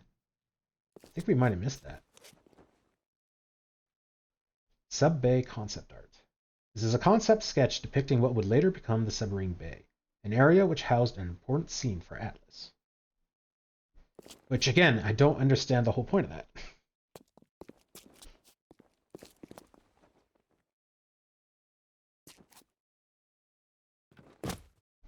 Missing Link model. This character is essentially the missing link between the grotesque early designs of the human splicers that appeared in BioShock. This is the last bad model we did before moving on to what actually went into the shipping game, said lead artist Sean Robertson. After playing with him for a while, we just said, why don't we just use humans instead? I always thought of these as Scooby-Doo monsters because they were too inhuman to invoke empathy. Oh, what the? Slime from Slug. Blood on inside of glass ports. Tarnished brass.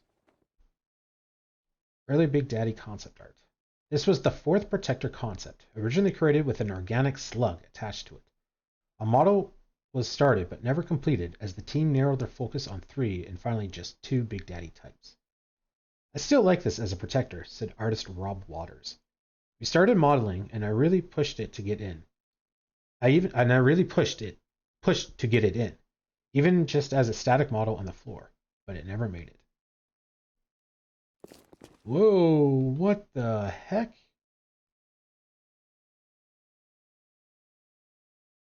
Early creature concepts. These were some of the earliest pieces done for BioShock, back from when Irrational was still working on SWAT 4. The only concrete ideas at that point was an undersea city and a biological experimentation, so early concepts focused on these themes. Creepy. Same thing.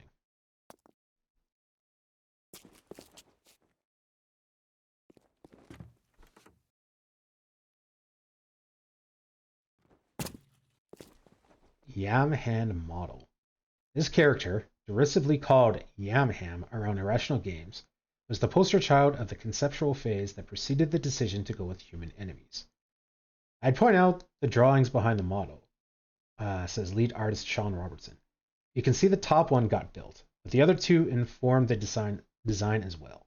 As we trended towards humanoids, the Scooby monsters got goofier and less scary.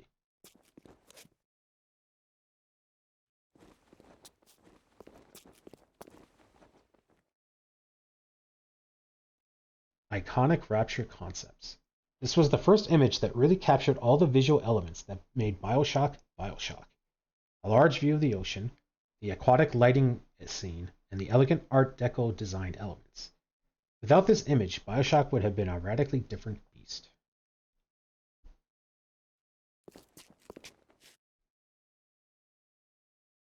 Fleet Hall concept art. This early concept for Sander Cohen's Fleet Hall was created after level building had begun, when the designers had found they were having difficulty conceptualizing the theater space.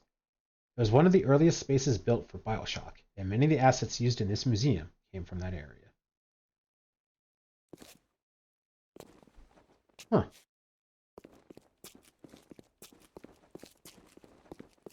Oh, hanging sea life. Not as much as a cut concept as an Easter egg for the observant museum visitors. These sea creatures can be seen swimming past the player's view during the bathysphere ride down to Rapture in Bioshock's opening sequence. That's why they looked a little familiar. I was thinking is that maybe their design was just based on some kind of real life thing and it just looked vaguely familiar, but I might have been recognizing them from the intro.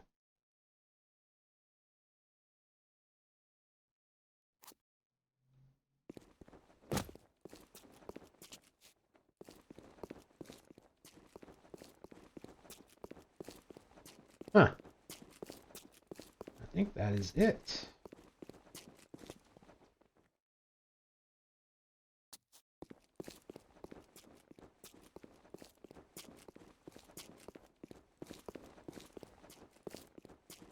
Man, the health and the Eve gauge bars seem so small now.